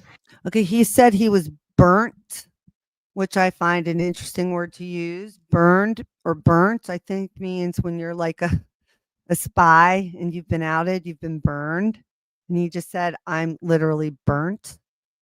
And I am absolutely sick of all of my soldiers, including Charlie, dying so you guys can mock each other. Mock away and see what happens. I am done with my soldiers dying while everyone just mocks each other. Mock, mock, mock. You think that that's a solution? You know, every major religion speaks out against mockery. And I saw mockery, and I saw a mob just energized with mockery, absolutely laughing. This is John Oliver. This is Matt Walsh. This is Louder with Crowder. This is all the mockery that's existed on both sides of the equation, and it's killing my soldiers, my people, and I'm done. I don't want to see my men die. You hear this shit? You hear this shit? Outcast, yo, that was so nice of you. Look at you. I appreciate that, man. I really do. I did drop you a link. If you don't want to come up, it's all good. But really, if you're welcome to, appreciate it. Yeah, it is bizarre. But if you think about it, right? Like here, redacted saying he's trying to stay alive. She's right. He's trying to stay alive. He got burned. And if you listen to the rhetoric, when he's talking about a group, he's referring to some group that he is a part of, his soldiers, right? And, you know, I think this guy is just a PTSD, unfortunately, Manchurian or brainwashed MK. Like, that's what he is. That's what this guy is. Okay. Unfortunately, it is what he is. And I think there are a lot of them out there. All right. Let's just, let's get back to what he's saying. Anymore. I'm sick of it. I'm sick. I didn't see Charlie die. Damn, bro, this is crazy. This is creeping me out. My soldiers stand up. I stand up. And I'm not apologizing for standing up. I did what I was trained to do. Hear that? He did what he was trained to do. He's burnt. He said, I'm burnt. And when he was first outed on social media, they found his social media, his Twitter page. I'm shocked that they left it up as long as they did. You know what I'm saying? I'm shocked they left it up. Like, I was thinking that thing would have disappeared and this guy would be gone. This guy is out here freestyling. This guy out here is Isaac Cappy freestyling is what the fuck is going on. This guy's going to get killed. You're right. He's dust. This guy is Isaac Cappy freestyling. I don't know. Maybe that could be an explanation. I don't know. We got Tax Max, Fax Thunderclap in the house. What's up, girl? This is the guy who I liken him to the dancing Israelis after 9/11.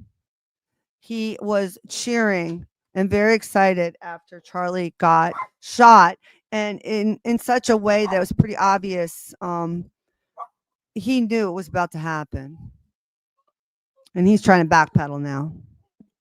There's a lot of rage directed at me, but I promise you'll understand when I speak, and I eagerly await a return to silence. Some are upset because I smile, some because I cheer, for others because they don't have the information yet. For everything Charlie represented, I was there for him, not his words. I just wanted to meet him. Come on, Winston. Well, I don't know, this whole story, this whole case has been just very strange. Oh, this was happening too. I don't have to play this whole video, but this was trending on Accelerationism, right? Just like in the Manson X. era. See that? That's the front. Says Charlie Kirk fatally shot by fellow conservative. That's the thing that some of the people have been saying and running with. Page of X, top trending. So yeah, I mean, they're gonna say all kinds of dumb shit, right? And we know it doesn't matter. It's the same people at the top of this, at what's caused it. That's why we can remain level-headed. But it's important to speak the truth. It was hard to watch. It shocked me. All right, guys. So I got some more stuff to show you here. Just so happy everybody's here. Like I said, I didn't know a lot about Charlie Kirk. I knew like some kind of basics, but not like details. Until recently, I've been watching a lot more of, he's either fake or he's brainwashed. I think he may be a little brainwashed. I'm just like, I'm looking at all the stuff like we always do over here. So check this out, right? Got some more. I actually have a playlist on my channel. It's just called Charlie Kirk, where I've put all these videos that I'm sharing with you guys right now. Because there's a lot of cool stuff that's come out in the past like 24 hours that you might have missed. You can find it over there. This might be where he says Matt Walsh. This is what I wanted to show you.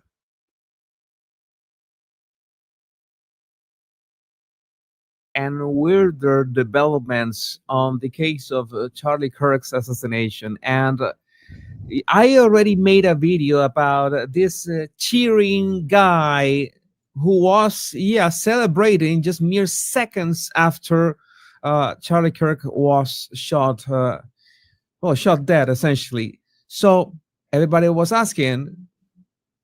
Here's the thing, though, right? I mean, he could be a psychopath, right? But percentage-wise, a certain percentage of that crowd is psychopathic. Like, no matter what. Like, and also, not all psychopaths are going to kill people or murder, right? Like, we know that there are sociopaths that literally run the fucking governments. The sociopaths are all the people that are running our government. They're running the large corporations that are poisoning the world and the earth and the kids and trafficking. They're all sociopaths, right? It's just some are capable of murder or not, And so I do think he could have truly been a psychopath, but I still think he's a brainwashed one. Whatever it is, it's brainwashed.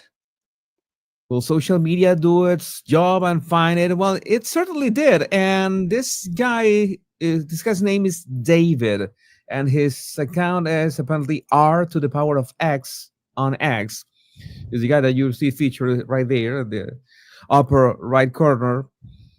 And his explanation for his behavior so far is bizarre and crazy and insane, to say the least. This doesn't make any sense. Do you remember that I also showed you this clip in which you see that everybody was lying down and he was just standing up and cheering and everything, while any sane person would be, trying to protect themselves. And let's see what he did. He's using this post. He posted this to his X account. And I noticed that for every person who is retweeting or posting, or big accounts that are posting the video in which he appears cheering, he is using this same post to reply to them. So let's read it to see what's going on. Losing Charlie Kirk, as in K-U-R-K, right, is heavy, and we are still mourning. Trust that I will be explaining myself very soon, but every lie about me brings me one step closer to becoming very dead and at the hands of the mob? Should I die for hate or entertainment? Truth will satisfy neither appetite. I am a father, and I feel the weight of Charlie's loss to his family. I stand for my fallen brothers. We are unequal in risk at this moment, so if I address my actions, it will be after some time. I didn't wish to have my face everywhere. I'm terrified for my family and sad for Charlie's too. I cannot bear both. Please pray for Charlie's family. Now, you are a father, David. You say you are a father. What kind of father are you that you hear gunshots, and while everybody is terrified on the floor trying to cover and make sure that they don't catch a stray bullet, you stand up? What's the what do you mean? What's been debunked? Wellington.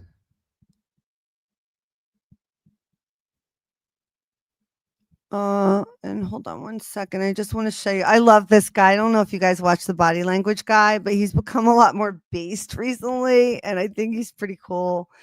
I don't even think he's based. I think he's just moderate. I mean, they've made people believe that moderates are radicals, and that's the whole thing with the Charlie Kirk. I'm curious, like, wait a minute, hold on. I just wanted to show you this one part. Hold on, let me see if he says it. Hold on. If you don't understand the rules of power, you will certainly lose to someone who does. And you on the floor. I for a minute I said, okay, let's play devil's advocate at some point. Let's play that devil's advocate. Let's think for a minute that he had a legitimate reason to cheer. It is not that you are. I want to talk to Tax. And 1 second too, because my dog.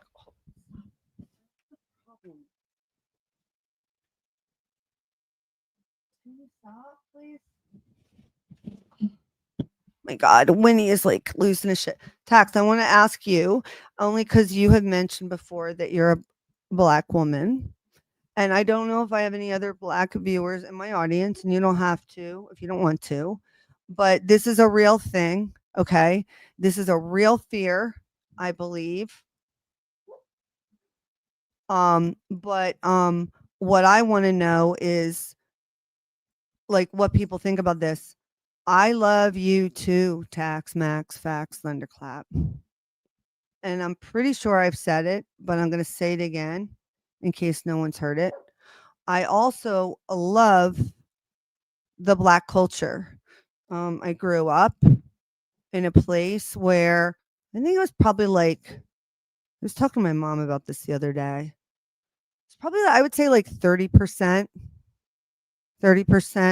Black or interracial or whatever. It wasn't just all white in my school where I grew up. And then like in surrounding areas, large Black population. And I love, like I said, I love Black culture. And but I also know I'm not Black.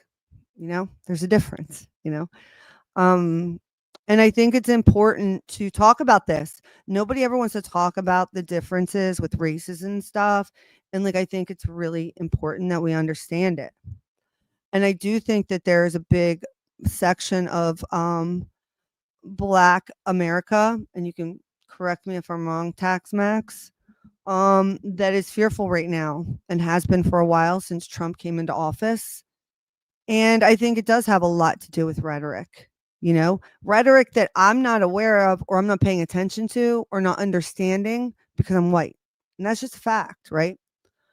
All that being said, though, I don't like identity politics. I don't make assumptions about someone and how they think or feel based on their race or their gender. I just don't. I never have, though. Like, I've never been that way. I've never been that way, I just see somebody as a person. Their identifier, there's, and I understand this. Like, some Black people hate it when you say this, like, you don't see me as a color. That's a big part. No, of course I know it's a big part of who you are, but I'm talking about anybody. Like, if I see my father, I'm not like, that's like I'm not, it's just some kind of father, it's a friend is a friend. I'm not like identifying them as someone, but then I know that's part of what makes them up. And I also know they have a different experience than I do as a collective and as individuals, right? As a collective and as individuals. And that's what Ms. Taxmax is saying. And I just want to reiterate with her, everyone has agency. We all have a choice. Every single one of us has a choice. It's when you forget that you have a choice or you're not discerning and skeptical of things that you get yourself into trouble. All right, so let's get back to this. Or a psychopath or something. Maybe he was happy that Charlie had not been killed or harmed or anything, but he had no way of knowing it. And in fact, I think that everybody who was looking at Charlie, the moment that they shot, Thank you. And I'm here for it. Taxmax says, not talking about our differences is how we've gotten here. Amen. Amen. I'm a 30-year-old Black man. Enjoy your content. I truly appreciate that. Thank you. And I thank you for just like letting me know, because I do think it's important. I think I told you guys before, I am because I love Black culture, I watch a lot of Black YouTube, and I even went live on Bro Sanchez. He was really nice. And I would do it again. Like, I like Bro Sanchez. He actually, it looks like he stopped smoking. He was like smoking weed, like pretty hardcore for a while. And he was getting a little paranoid, I think, maybe. I don't know. This is what he says, his words. I watched him again. I like Bro Sanchez. I highly recommend anyone who doesn't know him or hasn't watched him, give him a try. Very knowledgeable, and has been educating people for a long time, and he is interested in racial, like racist talking, you know what I mean? Just talking, just people talk, it's the kind of thing where you need to be able to talk, and you're going to say things that somebody might not like or say it the wrong way, and then they're going to tell you and you're going to learn from it. It's happened to me. Happens to me all the time. You have to be willing to hear it, though. I think a lot of people, like, if someone were to tell them, that sounds kind of insensitive racially. Have you thought about that? I think a lot of people don't even realize it just because they haven't been around the Black culture enough, or, maybe they didn't grow up around Black people. They don't understand that. And so I don't think it's meant to be mean. I think it's just ignorance. It's just ignorance. But once you let someone know, then they know. That's different. That's different. I'm not saying you give people excuses. I'm saying there is an ignorance, and then there's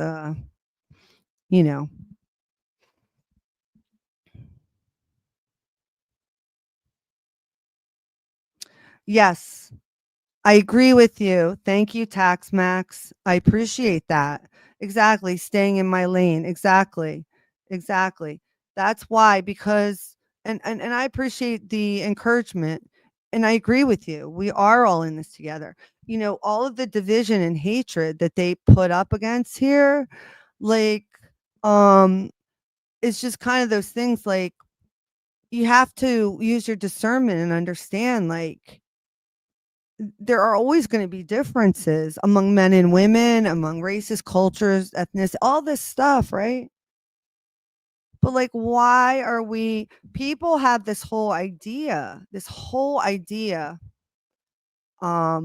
I believe that the race wars are a lot worse than they actually are. Like, in reality, and I'm actually going to try to figure this out for myself, because I will go up and ask people questions. Like, me, I don't have a problem, and nobody's going to shoot me because nobody gives a shit about that. But like, the thing is like, I think it's important to talk to people, ask them their questions, get their insight, not for argument's sake, Not trying to argue and change minds, for understanding. It's important for people to have a voice. That's what Charlie Kirk was doing.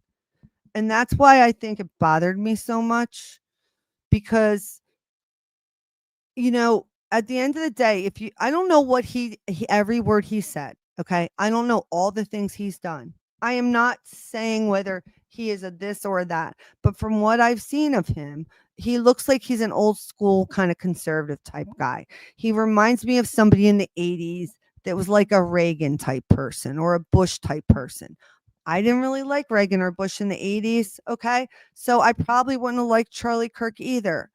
But that doesn't mean that anything he was saying was radical. I also don't think that he was a white supremacist. The things that he was talking about was DEI, and he was against DEI. And it's just like in the 80s when the conservatives were talking against affirmative action, which just comes back to racial quotas, right? It just comes back to racial quotas. So it's the same shit they've been talking about on colleges, campuses over the decades. Only now, when Charlie Kirk says it, they say he's a white supremacist, he's a racist, he thinks black people are stupid. Okay. And if you hear a soundbite from a trusted news source, apparently that's all it takes for most people to form an opinion nowadays. They don't go beyond it. They don't go beyond it. And it's just one of those things where it's like, okay, well, that's your level of discernment. I can't really do much about that, you know. I prefer to look deeper at things. I think most things are a lot more complex and nuanced. And you know, listen, I listen to Louis Farrakhan, okay? Like, I'm just going to be upfront here. Like, let's just be real. Hold on. I'm going to pull this up. Let me just be real for a second. Farrakhan, there are a lot of things that Louis Farrakhan says that I agree with. There are a lot of things that I've heard Farrakhan say to people that I fucking cheered over. Does that mean I agree with everything Farrakhan says? Of course not. He doesn't like me. Like, Farrakhan doesn't like white people. Okay, I know that. No, I don't. Do I really believe that? I'm not entirely sure, because I think, like everyone, these people are all just fucking actors playing a role. Okay. But regardless of whether he hates white people or not, I respect a lot of things Farrakhan says. I'm interested in them. I realize he may have been involved in Malcolm X's death. I realize that he's not the greatest person, but I think you understand my point, which is that he still has an interesting perspective and something to say. And I would never want to see him get shot and killed the way that Charlie Kirk was. So what I'm saying is, even if Charlie Kirk was a racist, which I don't believe he was, I think it's still fucked up to celebrate his death. I feel that way, and it won't change. It won't change. You know, I'm against the death penalty. I don't think anybody should have the death penalty. Does that mean nobody can end up killing you if they're angry or something you did to a family member? No, but that's different than the actual death penalty now, isn't it? So, yeah, I mean, he does hate white people. I understand. I get it. I'm not asking anybody to like Farrakhan. I'm telling you that I listen to Farrakhan, and some of the things he says, I agree with. And sometimes he makes me laugh, just like some of the shit that Trump has said has made me laugh. I don't agree with the shit Trump says. I understand that he's incendiary. I understand that's his job, right? Like, he is like playing his part to the fullest. He is, you know? And so I get it. And I think that's why sometimes, look, I think there are people that are just pure evil. I just don't think Farrakhan is one of them. And I could be wrong. I think Farrakhan is just playing a part, you know? And this, an eye for an eye, 100%. Like, at some point, just fucking stop.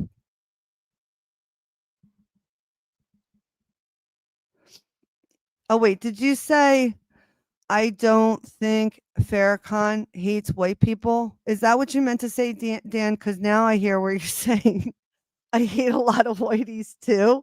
So I'm not sure. I just want to understand. I don't want to put words in somebody's mouth. so it's okay.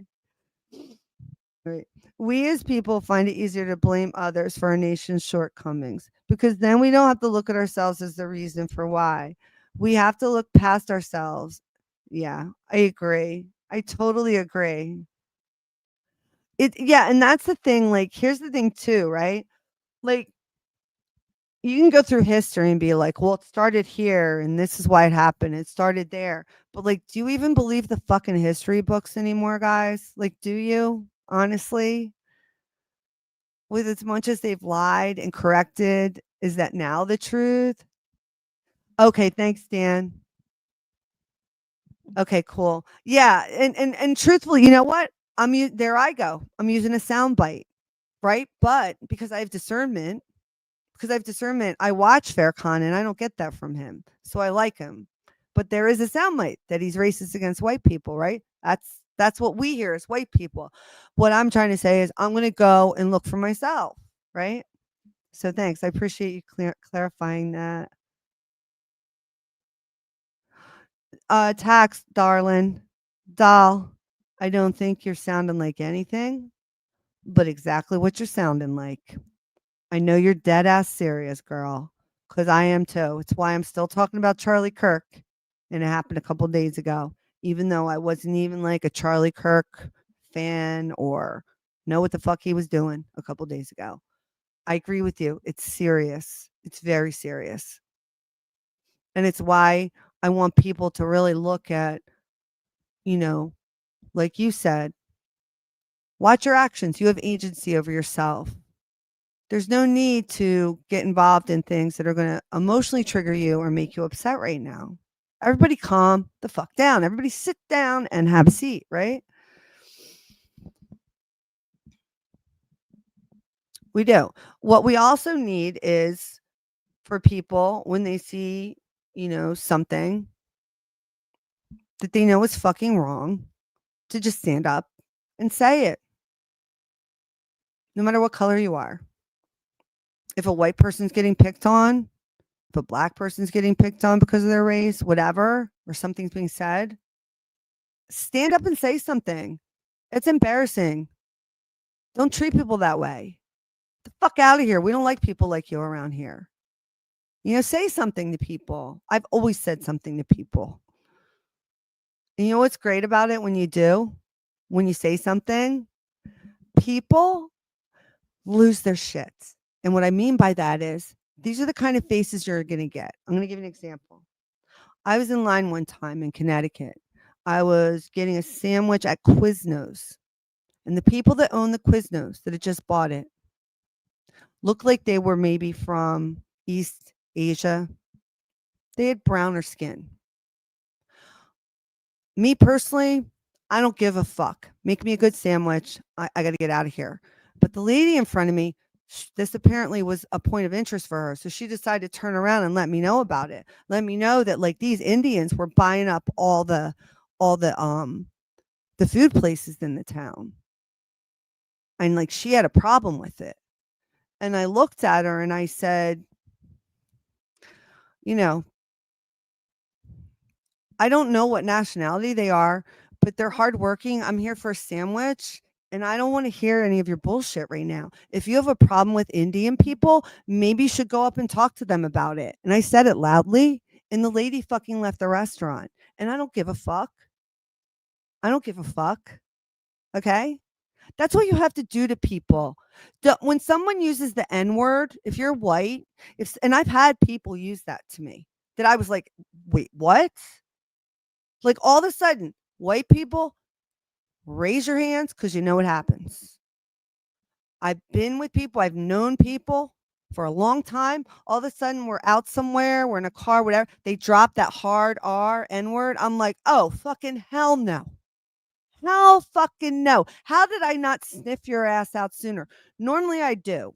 And I'll be honest, it's only happened to me a couple times. But both times it happened to me, oh, you can bet I fucking said something. And that was the end of that friendship. That is the end of that fucking friendship. I don't talk shit behind closed doors or in secret or whispers, that I don't talk loudly and proudly right here or among my friends or anywhere else. It won't happen. It's not going to happen. And I don't want people around me that do that shit. Because that's the devil. That's the fucking devil. I don't want you around me. The fuck out of here. And I think it's important when you hear, and I don't care who it is. I'm going to tell you right now. I don't care if you're at a bar and it's the bartender that suddenly starts talking shit, or you're at school and it's a teacher. I don't care who it is. You better stand up and say something. You better. Because you know what? If you don't, when they come for you, nobody will fucking stand up for you. Nobody will be there to stand up for you. I don't do it for that reason, though. I do it because it's the right thing to do. I do it because I'm not going to let other people do that and think it's okay. That's it. That's me. And I think we should all be that way. Right? Love you guys for being here. Appreciate it.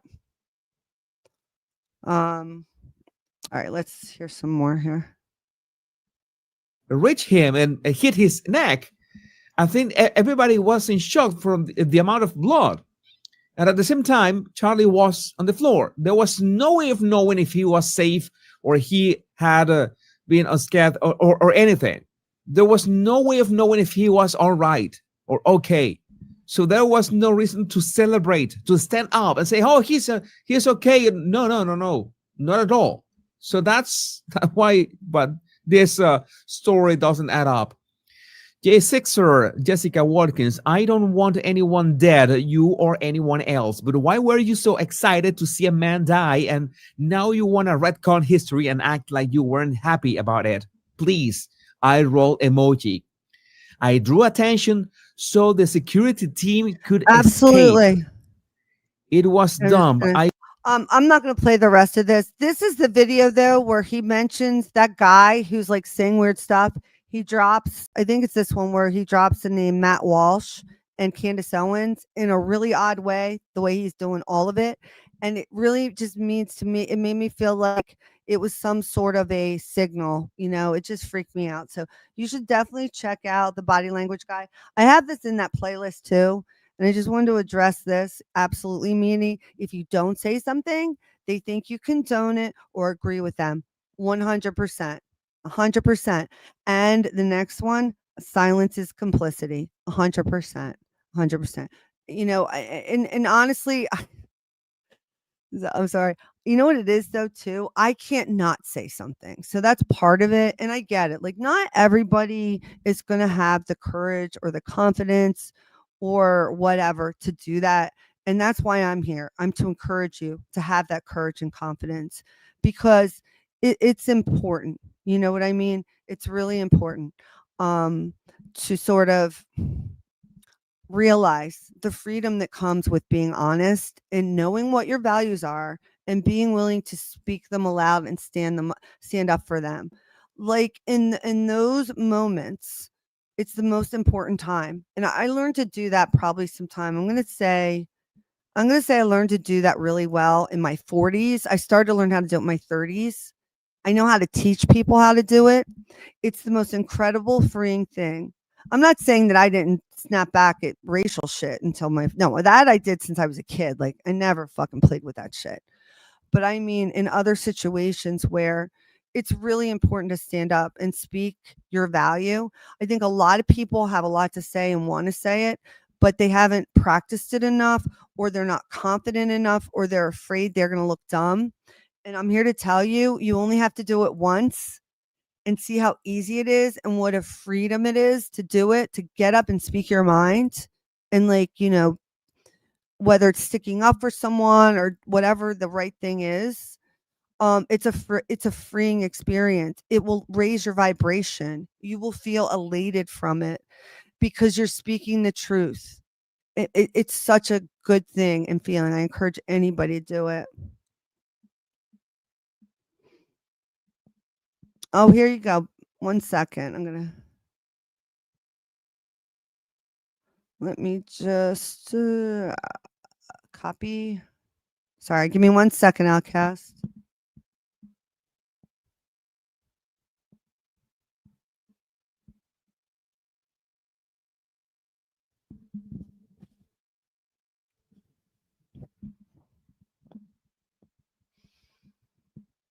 All right. I don't regret it. Okay, he says that I drew attention so the security team could escape. Wow, that is the best you can come up with? Not even plausible. How did you know where he was? Your back was turned at the time. Just admit you're happy he died and stop playing games. We aren't stupid. I drew attention so the security team could escape. Our Place's Always Pan is going pro with the first of its kind nonstick technology. Absolutely. Constructed without a coating or forever I sure chemicals. do. That means nonstick Hold on, performance that lasts a lifetime. I just want to say, guys, a couple of things. You're gonna draw attention. One else, and it's not just to judge me by an edited clip. The clip is not edited. You would not wish it upon yourself, please. Yeah, nobody would wish it upon anyone, but you see that 99.99% of the people are laying low, right? Yeah. And you stood up, turned around, and began cheering and happy. And it's like, if you wanted to attract attention to, to security to escape, you have, I don't know, wave your hands and scream and be angry because they shot. Hold on. Welcome. Hold on. Let me just let me remove this. Welcome, Outcast. What's up, Post? You hear me? Yeah, I can hear you. All right, Thanks for popping up here. I appreciate it. Yeah, I'll try to get some people in here. Hold on.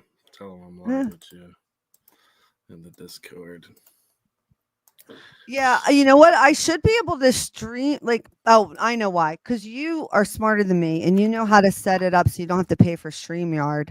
And because I pay for StreamYard, I can broadcast the same time you broadcast live, but I don't know how to do that for you. Do you know what I'm saying? Like, yeah, I use StreamYard for free. I don't know why you got to pay for it. I don't know. I pay for it because when I want to add things or do things, I'm not competent enough to set that up in what's the other one called? Streamlab or whatever it's called. What is the one you use? I'm using OBS. OBS. That's what my brother told me to use, who he's also very knowledgeable, but I don't know how to do it. And so until someone sets it up, and I know you were very nice. You said that you would show me how, but that's why I pay for StreamYard, because some of the things that I want to do, I can't do unless I pay for it. So you're using a computer, right? You use a laptop or something? Yeah, I'm using I'm using a laptop actually. I'm on a laptop. Right. Yeah. You're on Windows, not you don't have a Chromebook, right? You got a regular Windows laptop? No, it's Mac. It's Mac. Oh, it's Mac. Yeah, so it would be a little bit different. I don't really use Mac. I mean, you could probably do the same things, but Mac's always just a tad different. But what you should do is just go to download OBS for Mac. And then once you have it, you could email me too, and I could walk you through the steps. Like I told you, I'll make you a video. It's very easy. Okay. Yeah, no, I appreciate it. I remember you saying it before, and I do want to do it. I've just been like, the way it is. Like shit happens, and it's like I can't even. Hold on, I gotta stop this. This is really pissing me off. Sorry. When you sit there and you put do not disturb and everything, and then it comes up on your thing. Sorry. Oh, yeah. All right, so what do you think? You've been listening to me. You felt moved to come up and talk about anything in particular? Oh, no.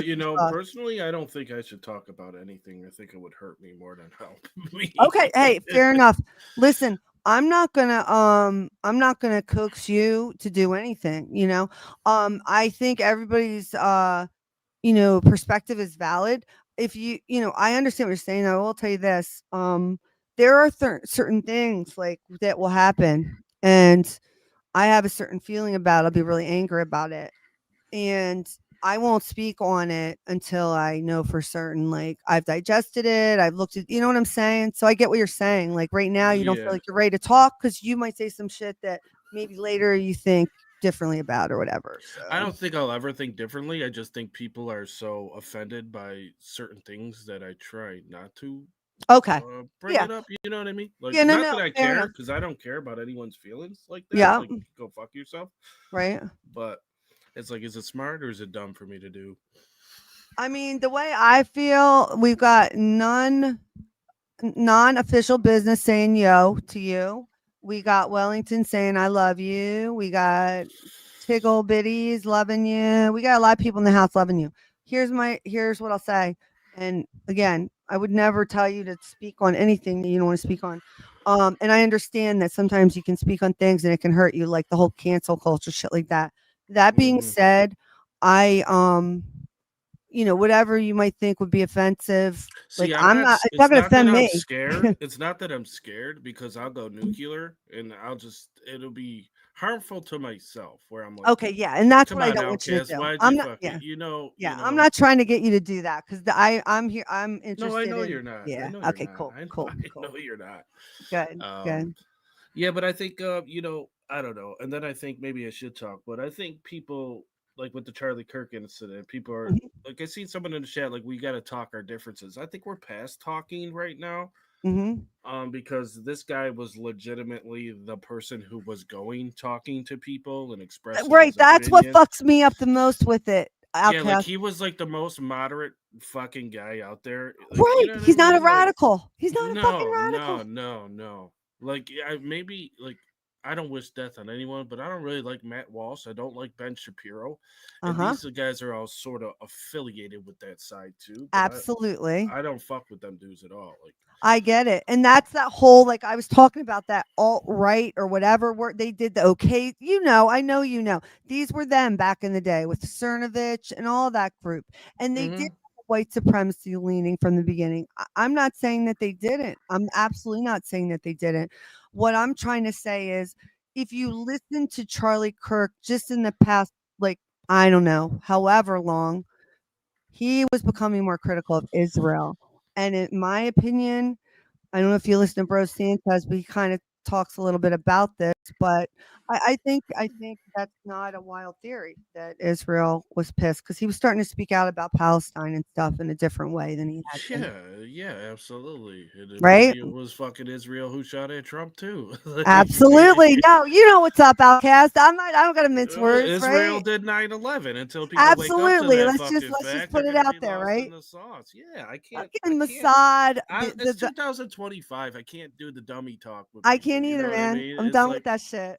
I'm I'm up done here, with you're it. down there. Stay down there. I don't. Yeah, like if you can't understand, like the government is not your friend, okay? Like I don't know what else to tell you. Like they've been trying to kill us. Some groups more obviously than others, some more than others, Well, 100%. But what all of us. what I don't think people really, really, truly understand is that the government is at war with itself, and it's been like that for like the past 8 years since Trump came around. And I know people don't like Trump. I support Trump because I feel like without Trump, this country's cooked. So he's Mhm. the only last string keeping peace. Like if they go kill Trump tomorrow, there's gonna be no social media posts. Everyone's gonna be out there. It's over. Civil war It's has done. started. No, I agree with Civil you. war I agree with you. started. The people like me ain't gonna be coming on social media to talk about or tell you we hate you. Mm. They're coming out. The guns And are the that's the militias are scary coming part, out. Like, right? yeah, and the problem is this is what they want. They want civil war. They want the collapse. They want everything to collapse and go to shit. And And they this is do, what and they're you know what pushing. they do though? They lead us into it. That's kind of what I was talking Yeah, about and then earlier. you're People don't arguing. understand. You Yeah. can't do anything unless you consent to it. And the problem is people are led into this shit. We have been since birth. And if you don't start looking outside and recognizing you don't have to fucking do all the stuff they're telling you to do. It's a freedom. It's also a recognition. Because you will, and this is true too. I don't know if you believe this, but I believe this. When you do shit, whether you realize or not that it's harmful, you'll still get karma for it. That's why they tell us to do all this harmful shit. They don't do it. They don't get the karma, right? That's the way I see it. Well, yeah, it's anyway. Karma works if you believe that. Yeah, karma comes back to you. You know what I mean? People Well, see it. I mean, that's what I'm saying. If you say if you believe it, but to me, I'm past believing it. I believe it as a fact. I think karma and natural law as a fact. If you don't harm things, you don't have harm Mhm. coming your way. It's like really just a universal truth that they have made us forget. it's And they basically make like do what you would want others to do to you. Like, you know what I mean? You right want to the get Christian treated good, value. you treat people. Yeah, I mean everything's Christian. built off the Christian value. People don't accept it. They don't accept the fucking that morals is based off of the Bible. They don't. I don't know. People are godless, and this is what a godless society looks like, people. So Yes, it does. keep it up. Communism. Yeah, Communism. keep it up. You don't believe in God, that's cool with me. I'm not a Bible pusher on people. But if you want a godless society, you're gonna fucking get that. You know what I mean? And a And they have godless no society idea is what that carnage. means. It's carnage. It's horrible. It's just like Charlie Kirk got assassinated. There hasn't been one riot. I know. I was thinking about One. that. I'm like, white people don't riot enough. Like, I was thinking about that. But I also think it's hard to push the propaganda on these people. That's more true. to the left. They're like, oh, George Floyd, everyone's destroying the city. Yeah, Which their is hair fucking trigger. retarded. Yeah. You know, like you're Yep. ruining your own city. Yeah, you're burning your own shit down. And none, I honestly, though, I don't know how you feel about that, but I didn't think that was organic. You know, like, let's be honest, like BLM was organized a lot. I know a lot of people were pissed. See, I followed it all, right? Okay, tell me. I was knee deep in the shit with all that, but they had the feds were fucking, dude, you could see the feds in the crowd. It's just breaking like January windows on 6th. They're January inciting 6th. violence. The feds are there to create the fucking story. They're breaking windows, starting buildings on fire, and then the people join in. Because they're fucking stupid. And it's like, come on, stop. Like, you're dumb. Like, you think, you know, you got a Fed telling you to come into the Capitol and rallying you up. Like, I'm sorry, you've lost all fucking discernment. I Like, mean, don't. January 6th is just a talking point for them to be like, look, they're this type of people. And right? you know, like, they it was, don't want to tell you the truth. Crazy fucking January 6th. People, it was such a bullshit thing. I don't even want to get into that. I mean, That's the whole point, though. honestly, my opinion is they stole the election. COVID was a propaganda tool for mail-in ballots.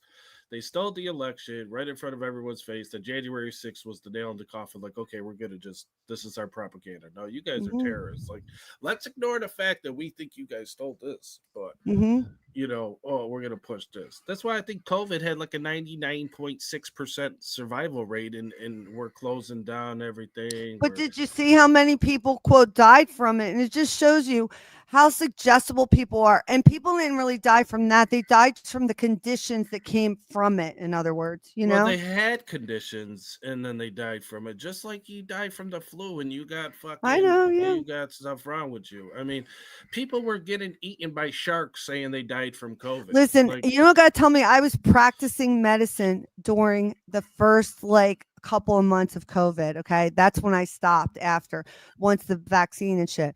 I was practicing. The shit I could tell you was ridiculous. Okay. It was ridiculous. At first, I was scared. I'm not going to be honest, or not going to lie. At first, I was not scared, but I was concerned because I didn't know, was this like some kind of actual problem? Like, I was following the Ebola virus. I was honestly more worried about that shit because it was ramping up. But then once I saw what it was, I was like, oh, this is some bullshit.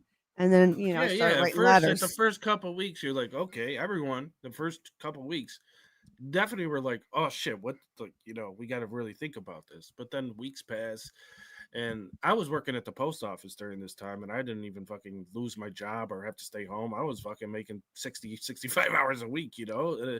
So it's like, to me, if all of us could come in here, 80 employees, and we're all next to each other, nothing's happening. It's a fucking mockery. They're lying to everyone, and it was all to kill the economy.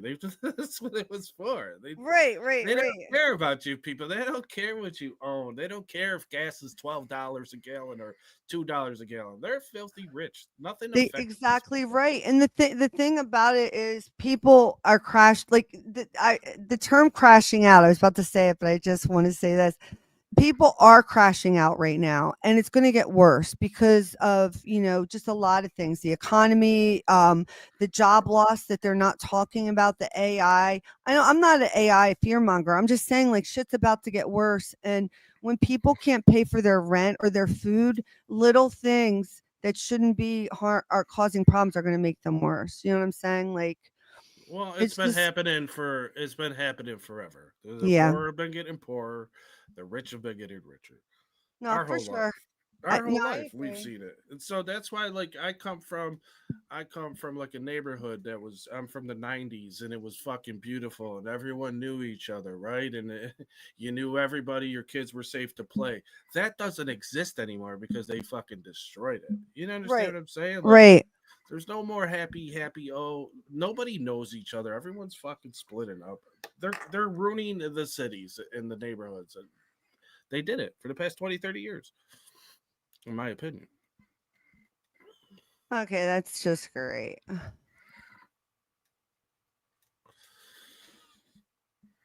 Hold on for 1 second.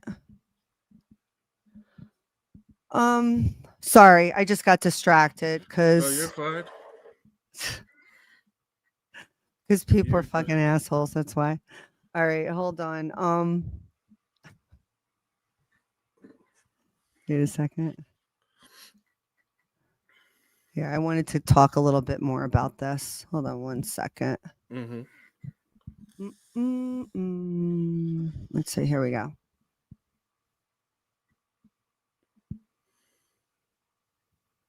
If Trump isn't the solution, redacted, you're fucked. It's over. Trump's the last hope of the right party right now. The Charlie people that believe in Kirk. God, that's their last hope. What's So it's wrong? like take him out and see what happens.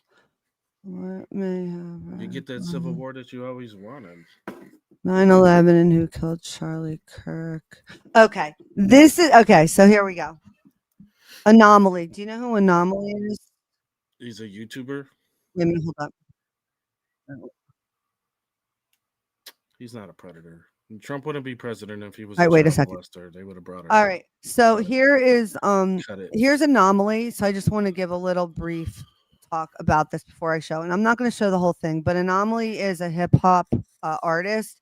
He's also a political commentator. He's been around for quite a while. You've heard of him, right?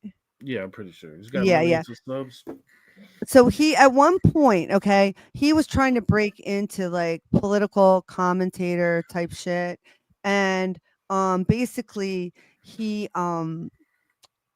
started like rolling with people like Tim Pool and Charlie Kirk, Candace Owens. But what happened was he was too honest on his opinion about Palestine and Israel, and they didn't like that, and they kicked him out.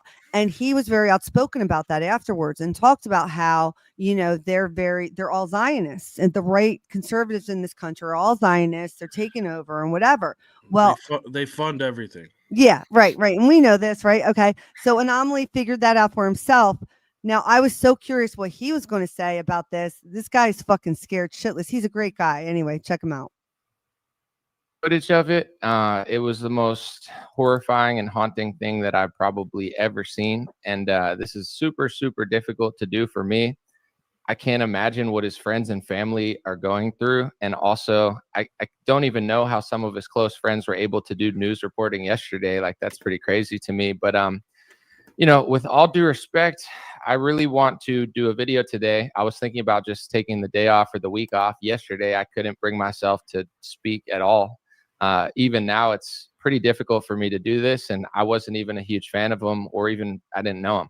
I like I said, and I'm not saying that to be disrespectful, I have no idea how people close to him were able to go live on camera like 2 hours after what happened to him happened. But that's besides the point. I'm going to do this video because, my job is to do news reporting, and there's just too many things that are very off with what just happened. Obviously, Charlie getting assassinated, is one of like the biggest political moments in recent history when it comes to that type of stuff. And there's a lot of weird stuff that I felt like, if I have nothing to add to this conversation, then I would have just not done a video. But there's a lot of things that I don't see out there that I do want to add, and then leave it up to the user to use that sort of stuff. So Dreamer Podcast starts now. Give me a thumbs up in the chat and for the algorithm if everything sounds good. And I'm going to get through this, and then I probably won't do a video for a couple of days. Imagine being able to reach 15 million views on the first video of a new YouTube channel. You start at 0 subscribers.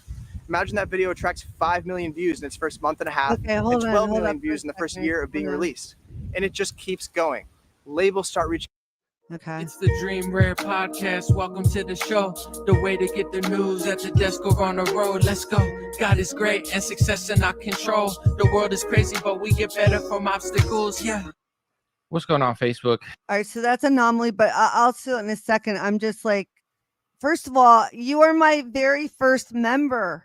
You're my number one member. I'm going to give you your own emoji here. I got to design it after I get off. Thank you so much. Now you gotta fucking come up with membership content.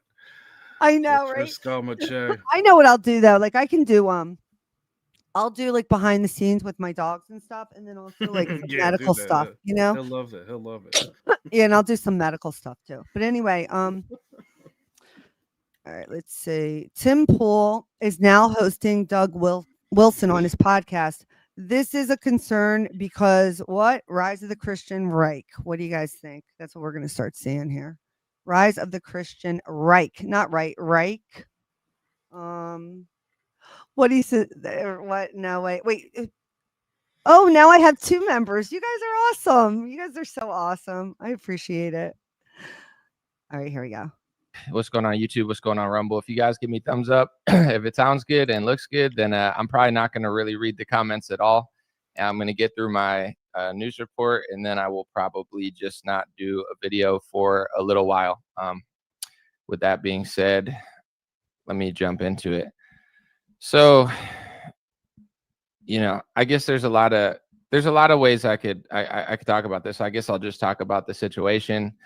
It's horrifying. Obviously, regardless, this doesn't even need to be said, but the guy was going to college campuses. He was debating with people for the whole nation to have to watch him, basically his neck get exploded and just blood leaking out. That was one of the craziest things I've ever seen. I don't really know what to even say about it besides what everybody already knows. You can see he looks a little shaken up, right? Oops. Are you? Maybe you unmuted. Yeah, it. no, Sorry. I was muted. I was Sorry. watching the video. Yeah, he looks a little shaken up, right? Yeah, I mean they all are. They are. All of their lives are at risk. Yeah.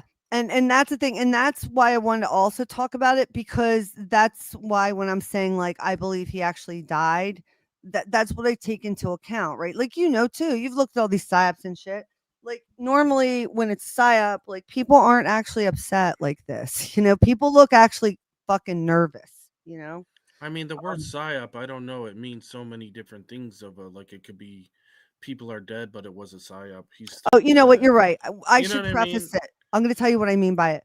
There are some like it's more or less like what I'm saying is you're right. What I usually mean when I say psyop, and it's not necessarily true, is that nobody died, right? It's a false flag, right? Like Right, that right. kind of thing. That's how I looked at always like no, Mhm. like it was fake. It was staged. Right. Like nothing Yeah. happened. I really believe this dude got shot in the face. I do too. I They do too. all allowed us to see it. And Yep. this is the way when it comes to the Idaho 4 and they're Mhm. protecting these people so goddamn much. Mm-hmm. We know there's corruption involved because now we just seen the killer's fucking transgender girlfriend, boyfriend. We just Mhm. seen their picture. Yep. And that is the most dangerous thing for that person, that we now know the person that was dating the shooter. Do you think that puts that person's life in jeopardy? Of course. But why can't we see Bethany Funk's interview? Exactly. Because there's corruption. That's Yeah. why. Then that's the Flat thing. Like, out.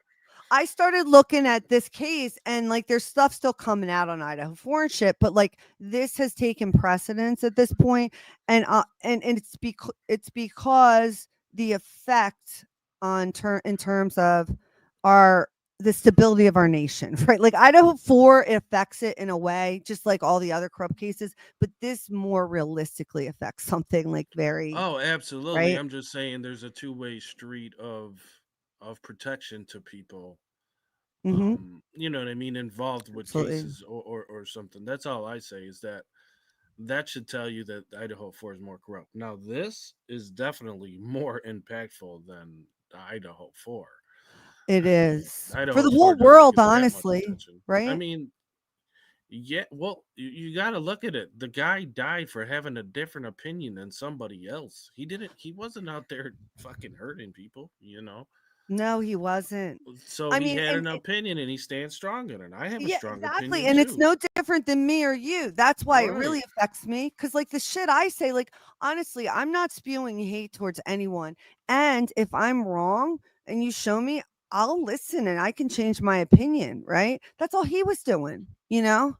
No, I'll listen to your opinion, but it's like if I don't agree with you, I don't have to keep listening to your opinion. Exactly right. You know what I mean? But you have the right to be stupid or you have the Yeah. right to be smart and intelligent. It's up to you if you if you go on Twitter and you see a post and you take it as truth, and then you're spewing that misinformation Yeah, around they like only you're know the fucking talking smart, points, right? right? You sound like an idiot. They only know the talking points because the minute you ask them a question beyond the talking point, they don't have an answer, and then they get angry. This You shit know? is so much bigger than the talking points the mainstream media is feeding people.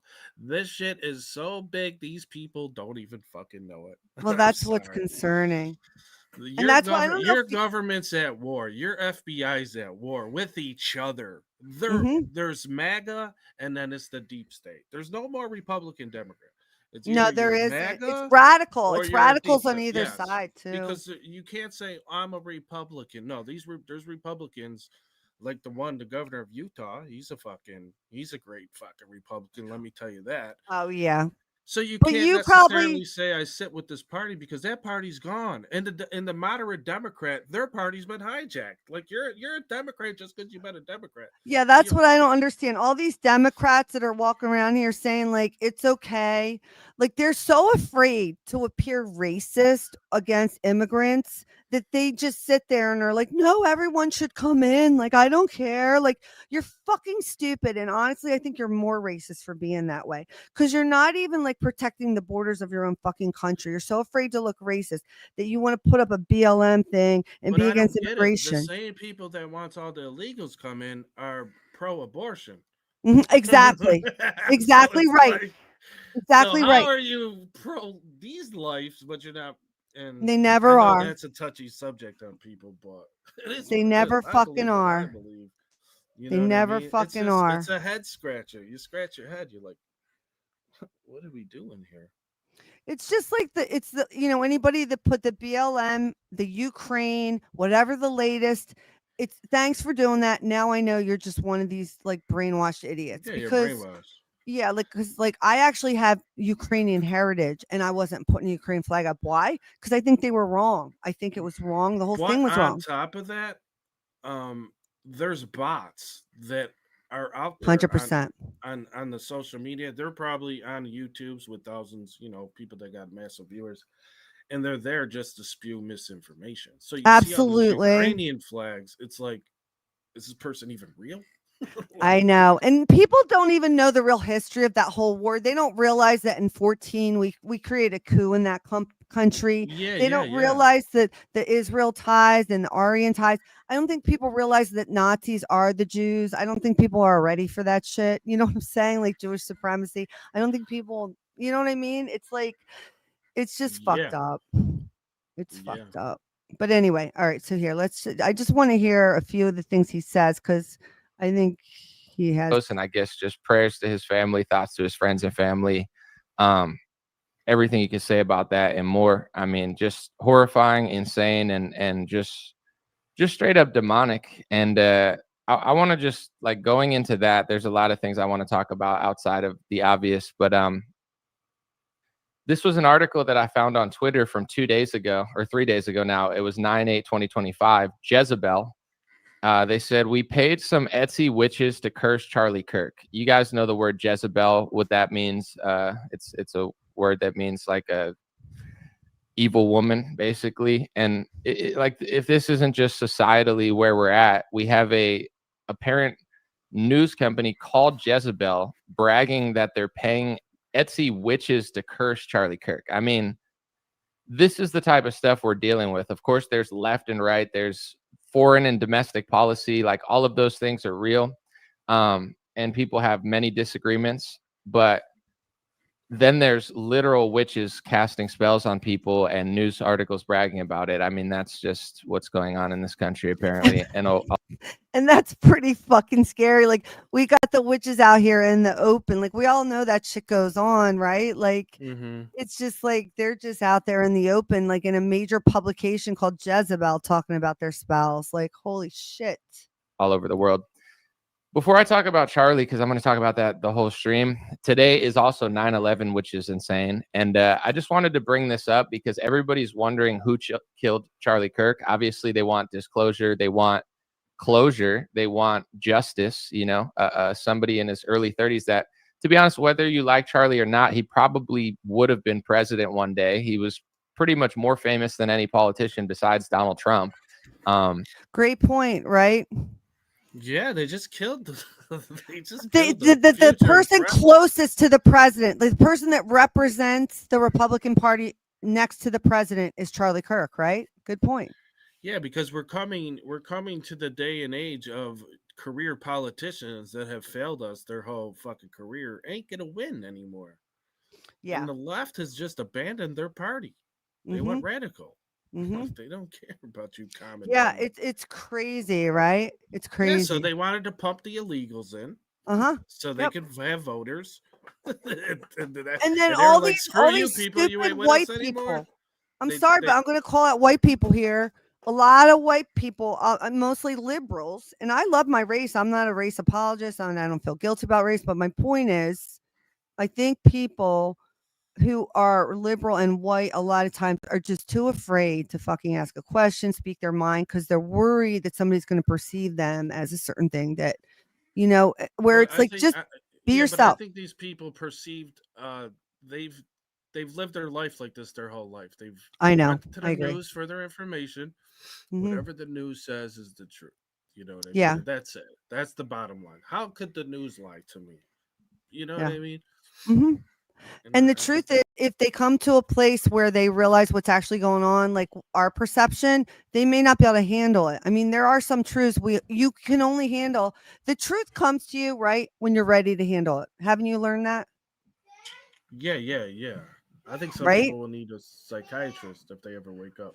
That's my point. I've learned that because I'm always seeking the truth and the secrets of the universe and shit. But what I've realized is I need to wait for it to come to me, because if it comes too soon, you're gonna freak the fuck out. You need to get it on its own time, Yeah. when you're Sorry, my spiritually kid was ready yelling at for me. it. Oh, you okay? Yeah, my kid, he was talking trash. I had to talk to him. I had to mute myself. Okay. I'm gonna play this. And the number one most famous person on college campuses, like the dude was super, super famous and super successful at a young age. So they essentially assassinated probably a former president, definitely a former politician. And, 9/11 happened where thousands of Americans died. And, I really hate to be this guy, but we got lied to so much. It's sick that people are looking for disclosure now, but it's hard to even really know what to believe. I'm just going to bring up what happened on 9/11 since it is 9/11. They told us that they found a hijacker passport blocks from the scene, like it just fell out of the plane or exploded and they found it. I asked Grok, obviously it's just AI, but I said, what are We are all done with the bullshit, right, Outcast? All done Well, with it now. I was done with it in 2002, man. You I know know, what I I mean? know, man. I know, but I'm just saying, like, let's just all call it what the fuck it is now. the odds? It said 0.25% to 1% that a passport would be able to survive a plane crash like 9/11. I mean, the fact that they said they found a passport to push an agenda right after 9/11 is insane. I'm sorry, but I don't believe it at all. I did a little bit of research. The only concerning part of this is that he's just figuring this shit out for me. That's the only concerning I part. don't know if he is. I don't think he is now. I'm joking. Nah. No, but I'm just saying sometimes when I understand, you got to give it to people the light way. Like, you got to play No, I dumb. think he I play knows dumb a because lot. I've been following Anomaly for like before Trump got elected. So like it was actually before. I mean, I've been following him since Rand Paul. I think that's how long. Ron Paul. I'm sorry, not Rand. Ron fucking Paul. So anyway, yeah, he knows. But you're right. He's putting it away that people can handle it. And they said, yes, the 9/11 commission report and the FBI records discovered it among debris and said somebody just handed it to a police detective apparently before the towers collapsed. So allegedly, according to this research, that's the official 9/11 story, that somebody found a passport of a hijacker between the plane hitting the building so we know and the that building didn't falling happen. and gave it to a police officer and FBI reporter before the towers crashed. I'm sorry, but I think that the chance of that happening is like literally next to zero. So I feel like we were lied to about 9/11, and one thing that I brought up a bunch, and unfortunately I just have to repeat myself. I know I'm a very repetitive and I could tend to be an annoying person because I'm so repetitive, but I do it for context. I don't know who's watching for the first time. They told us that Al-Qaeda did 9/11, killed thousands of our people, sent us to war. And Al-Qaeda, a guy who worked for Al-Qaeda, now runs Syria. He's the leader of Syria. And Western politicians are meeting with him and doing business with him and taking sanctions off of Syria. And we helped overthrow Bashar al-Assad of Syria to let that al-Qaeda guy go. So even if you follow the exact official narrative that they told you, the passport narrative is insane. I don't even look into 9/11 as much as maybe other people. So I wasn't even fully aware of how ridiculous that story was until recently. I did it for the report today. But then it's like, we're going to fight Al-Qaeda. And then 20 years later, we're basically working with a country run by Al-Qaeda, and we helped them essentially take over. Preach it, motherfucker. Preach it, right? But we created Al-Qaeda. You can't leave that part out. They're created the terrorist groups, blaming the terrorist groups, going to war with the terrorist groups, stealing all the tax money. Yeah. Yep. I'm not saying Al-Qaeda runs Syria, but a former Al-Qaeda member is the president of Syria, and nobody seems that ticked off about it. If 9/11 was truly about going to fight Al-Qaeda, why would we be taking sanctions off of Syria when one of their former members owns it? Like, I don't understand. Everybody told us. Anomaly. You're asking too many fucking questions here, buddy. Calm down, buddy. Calm down. You're asking a little too many questions over here. Never forget. Never forget, never forget. And apparently everybody forgot the reason we went to the wars. And, you know, I don't know how much of this I want to say before I get into the Charlie stuff, but America's been at war for decades now after 9/11. And even now, like, you know, I'm trying to compose myself. I'm gonna drink a little bit of water real quick, but you know, we are at war right now, and I'm not trying to like see him freak like people he's out. legit, like he's trying not to have a fucking panic attack. It's tough to talk about this stuff. 10 years ago, you would be gone from YouTube if you came out with this video. And that's what I'm this saying. shit. And this dude right here, he was talking about it. I'm not going to say 10 years ago. I'm going to say about 7 years ago. But then when he tried to move forward, because he's very talented, he's a hip hop guy. He did a song about Trump. He doesn't worship Trump like he used to. Luckily, he came to his senses. But he's very smart. He actually was originally a Bernie guy. And when Bernie sold his soul to the Hillary Clinton bitch, and a lot of people got black-pilled from that, he got black-pilled, became a conservative, got black-pilled there with the whole Zionist thing. And now, you know, here he is, scared shitless, letting us know. So, I mean, I think Bernie Sanders is just another corrupt politician. All of them. They all are. And that's the real black pill that people have to see. All of them are. I don't know, man. I still think people don't know exactly what's going on. A lot of people don't. You know, I think the easiest way to look at it is the government is really just the same as royalty, but they call it a government to make us think we're actually participating. And I do think that we have a lot, obviously, much more freedom in our country, still the best country in the world. I'm not saying any of that, but you have to be skeptical and you have to protect your freedom. And I don't think we've been doing either of those things very well for a long fucking time. And you just do a couple false flags and take some rights away. Why not? I mean, and that's it. The way it rolls. And that's why I wear this shirt once in a while and it pisses people off. But there's an important point to it, which is there's a shirt. It says women shouldn't vote. I bought it from Pearl, which a lot of people may find controversial. But the point I'm trying to make when I wear it is this. Honestly, I don't think anybody should vote. That's the reality. But like everything else in the world, go and look at the suffragette movement, the women's suffragette movement. A lot of women actually were happy not voting. They didn't want to fucking vote. They were staying at home being provided for and everything was fine. But what they found out was women were a lot more easily persuaded by emotional narratives and things like that. And so they needed them in the voting pool because they can sway elections. This is a theory. I'm not saying it's fact. No, I'm no. just saying You know it's what's interesting. funny? Andrew Tate just true. went on a fucking rampage with Piers Morgan. Mhm. And he was trying to make the point you're making that women. He was saying women shouldn't do anything. They shouldn't be in government at all. Yeah, and this is what I mean by the rise of the Christian Reich. If people aren't aware of this, okay, there's like another force coming out of the dust right now, and it was just born when Charlie Kirk, which Kirk also means Christ, was killed. He's been a martyr now. He's officially a martyr. His wife said it last night. If you listen to her, it's a Christian Reich, and what's concerning about it is this: I identify with Christian values, but I don't identify with Doug Wilson and the Christ Church values. in which they believe women are to be seen and not heard, and subjugated. It's similar to what they do in See, I some. think everything is like you can't look at Christianity as a whole and blame it. There's so many off ramps of Christianity that I agree, you gotta 100%. decipher what's what. Like Mormons are the same thing, but they believe different shit, right? They believe in the Bible, but certain parts are I don't know. Wait, I just wanted to see this. It's funny. TEP. Yes, TP. I actually watch Archaics. I featured Archaics a couple times on the channel. Not Jason, but his work. I've been following him for a while. So that's cool. Sorry, I didn't mean to interrupt you there. No, I you're saw good. that. But yeah, no, I agree. I'm not blaming Christians. I'm not blaming any group. It's extremists, right? It's always the extremists.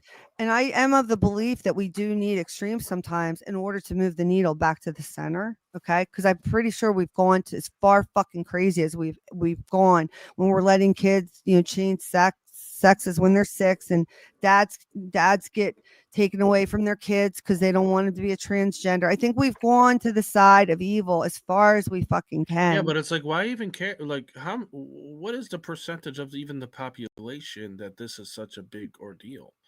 For trans, you mean? Yeah.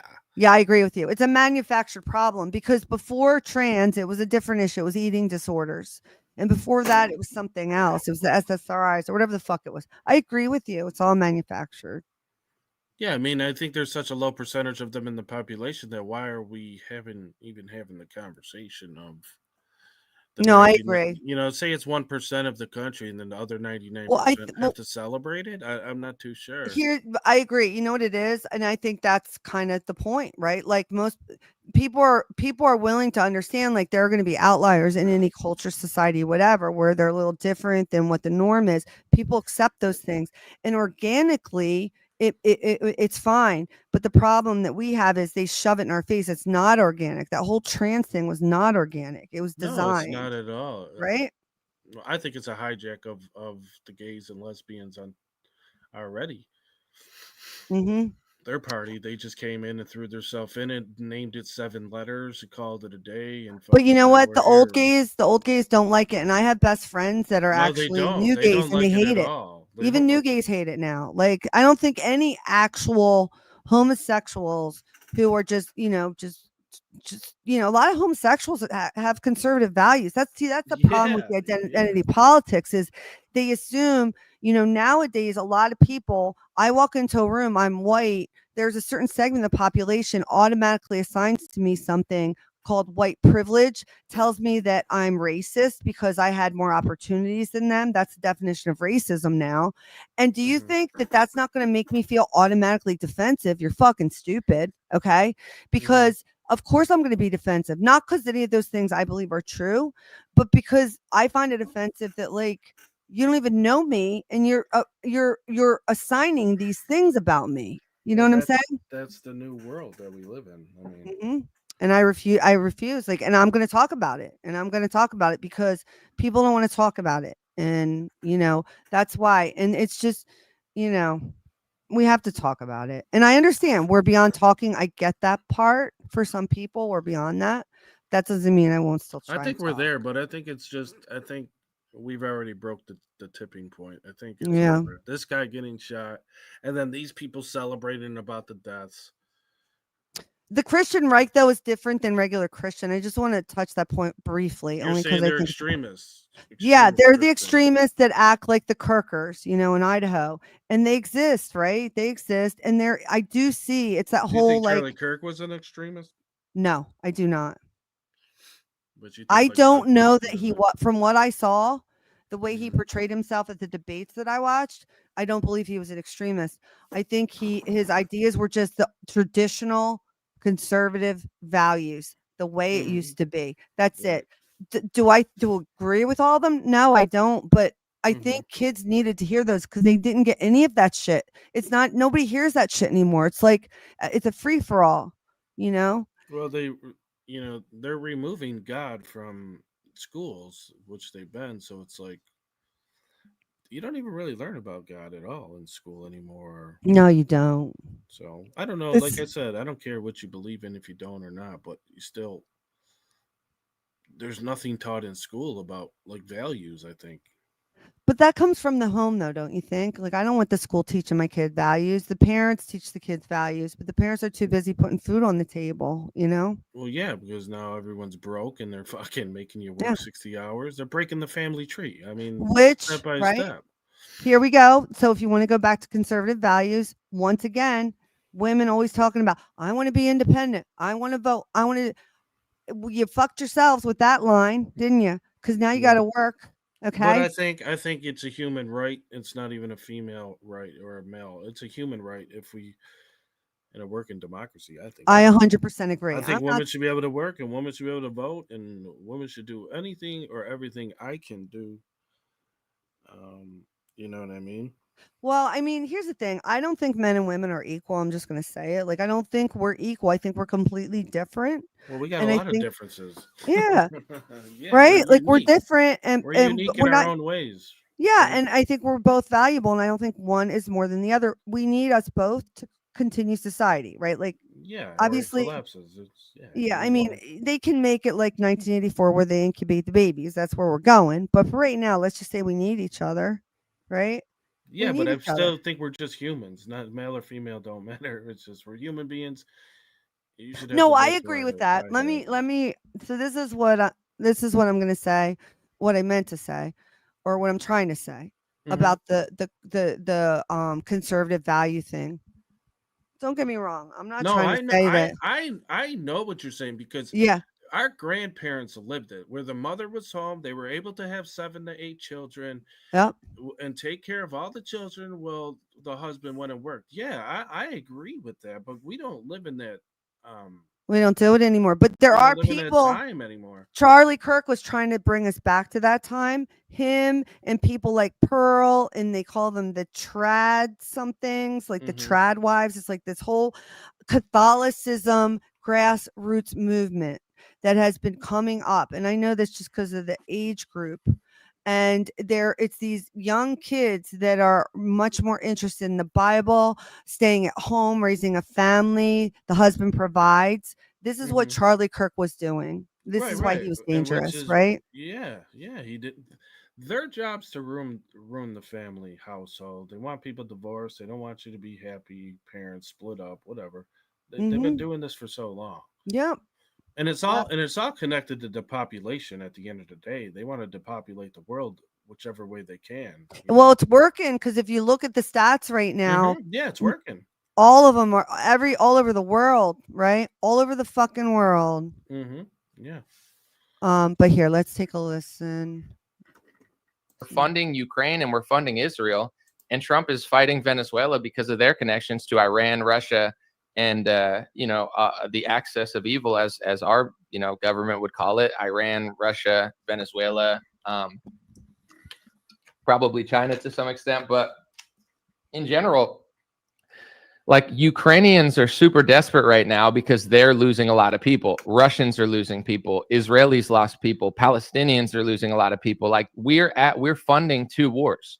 So no matter how much the news gaslights you, I don't care if it's left wing or right wing or whoever, no matter how much they gaslight you, we are funding wars. And when other countries are losing so many people, they're desperate, and they don't look at us like, oh, let's just let them live a normal life while we're losing a bunch of people. These people will do anything in order to achieve certain goals. And he's good, right? Yeah, I've heard about this guy. You've heard him before, right? Yeah, I figured you've seen him. I like him. I think he's a good guy, and I'm just showing a few seconds of him just to introduce people who aren't familiar with him about him. I think his perspective moving forward on the Charlie Kirk thing is going to be valuable, so I'm going to be following him. Same as Candace Owens. I'm sure you're aware of the whole fucking Zionism fuckery. I mean, think about what's going on there, Outcast. Yeah. Candace Owens and Charlie Kirk, right? Charlie Kirk is the person who made Candace Owens, like, whatever. I'm sure they're all like Nepo babies and from other families, but they come up together. He built her up. She joined Shapiro, who I can't stand. Ben Shapiro, total dick. Okay. She joins him and can't hang because she's saying too many things that ruffle the feathers of the Israel narrative, Zionist narrative. So they part ways. She's over here, scorched earth, exposing Emmanuel Macron's wife for being what she is, which is a man and always has been. Mm-hmm. And Charlie lately, if you've heard him, has been talking about Palestine and Israel in unfavorable ways, much like the way that Candace has been talking. And then Charlie ends up fucking dead. So here is the one thing. Well, then that I think this was just a couple days before he died. And I'm not saying it anything other than to just see it. And then I'm probably going to take I appreciate you being up here with me, man. Yeah, don't worry about it. I'll get up soon. No, I'm glad you're here. You don't have to get off. I'm happy you're here. No, I just want to show you this though, because I think this is it. Okay, here we go. Did you know that almost any question you have about your revenue data can be answered almost instantly? Here's how. Just open Data Rails. In this video, we're going to talk about Israel, Jews. I love this guy. In this video, we're going to talk about Israel, Jews, Charlie Kirk, Ben Shapiro, Benjamin Netanyahu, and essentially try to figure out who killed Charlie Kirk. So I love the way he just said all that, because it's just, you know what I mean? It's like, we should be able to say it like that. Like, there's nothing wrong. He didn't say anything wrong. You know what I mean? Yes, this is going to be a really, really heavy and hot one. So let's get started with an interview between Charlie Kirk and Ben Shapiro, in which Charlie Kirk, as in many other videos that we're about to watch, he was, let's say, he talked about the idea of criticizing Israel. And this is a video, and take a look, pay close attention to Ben Shapiro's body language. Charlie, we've pushed back against the media on COVID, on lockdowns, on Ukraine, on the border, so like maybe we should also ask a question. Is the media totally presenting the truth when it comes to Israel? Just a question, that maybe we shouldn't believe everything the media says, because I know I've been. Holy fucking shit. Did you see that? What? Look at Ben Shapiro's Oh, face. yeah, I was just about to say that. Yeah, he's a piece of shit. It's a cocksucker. I'm just going to say. So is Matt Walsh, too, and they're supposed to be Republicans, but it's like. No, well, the problem is it's the whole narrative of Jews are the chosen people, and they weave it into the born again Christians, and then they create this Zionist movement. So they think that like Israel, you know what I'm saying, right? It's like, but his look, you can tell he's like, excuse me, like you're not. He just looks like you're like, how dare you question Israel? Yeah, he's looking at him like he is a slave, like Charlie Kirk is a slave, and that Ben Shapiro is the slave master. That's what I see when I see this interview. I'm going to turn it back.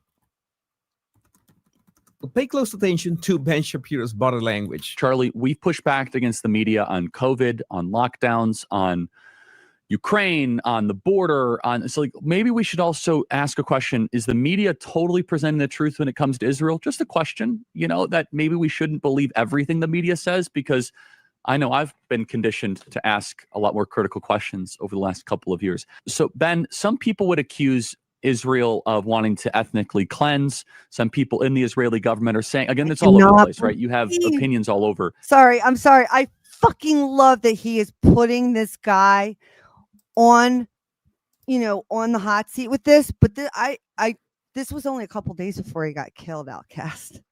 Well, he was been pushing it recently, and he said he has. Like he's probably gonna get taken out. Yep, he was. He even said he was afraid of it, right? And he was talking about Epstein being Mossad, which we all know.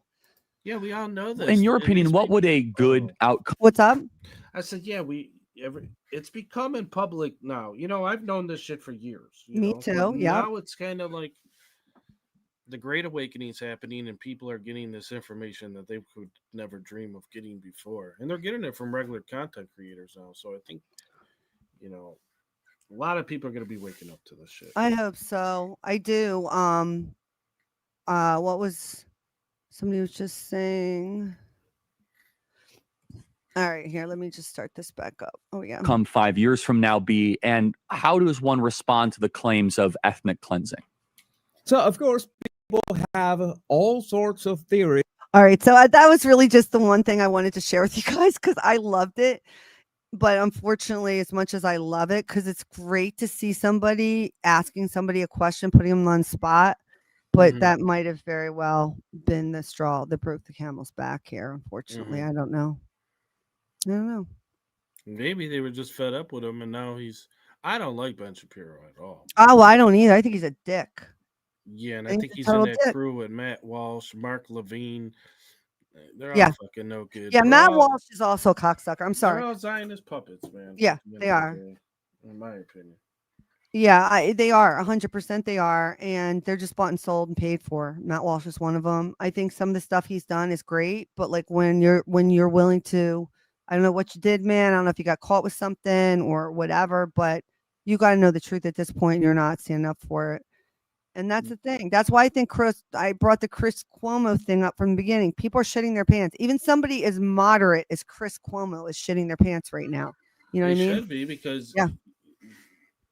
If there's an alt left, there's an alt right that's really radicalized. Like there's people probably right now like, or they're gonna be it's gonna be a false flag. Where they're gonna use someone and say it's a Republican Trump supporter who shoots fucking one of these scrubs out here.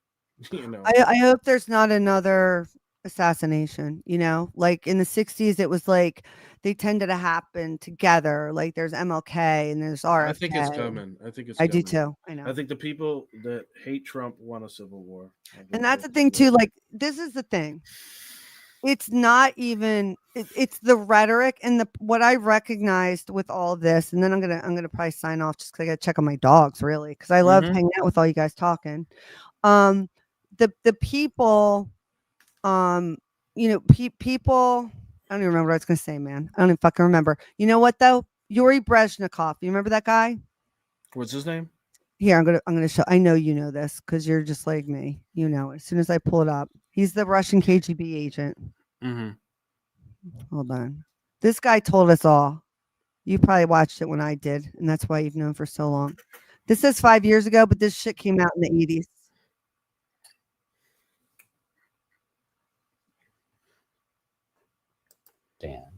When the Soviets used the phrase ideological. I've seen this before. Exactly. That's what I figured. And I'm going to guess most people in the chat have seen this. But if you haven't, you definitely want to take a listen to this. This is from like the 80s. This guy tells you exactly how we got here. He tells us exactly how we got here. He lays it all out, how they take over the schools and the colleges and the minds of the youth. And yeah. Yes, absolutely. Have fun in your date, doll. And that's my favorite. Can't we all just get along? I attribute this to Rodney King. Because I love when he said that. But anyway. All right, guys. Well, once again, thanks everyone for being here, and a special thanks to all the new members. I mean, I actually have members now, guys. I really appreciate it. So I'll definitely make some members only content. And also thank you to Outcast for joining me and having his members come or his friends and subscribers come over and join us. I appreciate you. All right, Pose. I appreciate coming up. I'll talk to you later. Take care. All right, man. Everybody have a good night. All right, peace. Take care.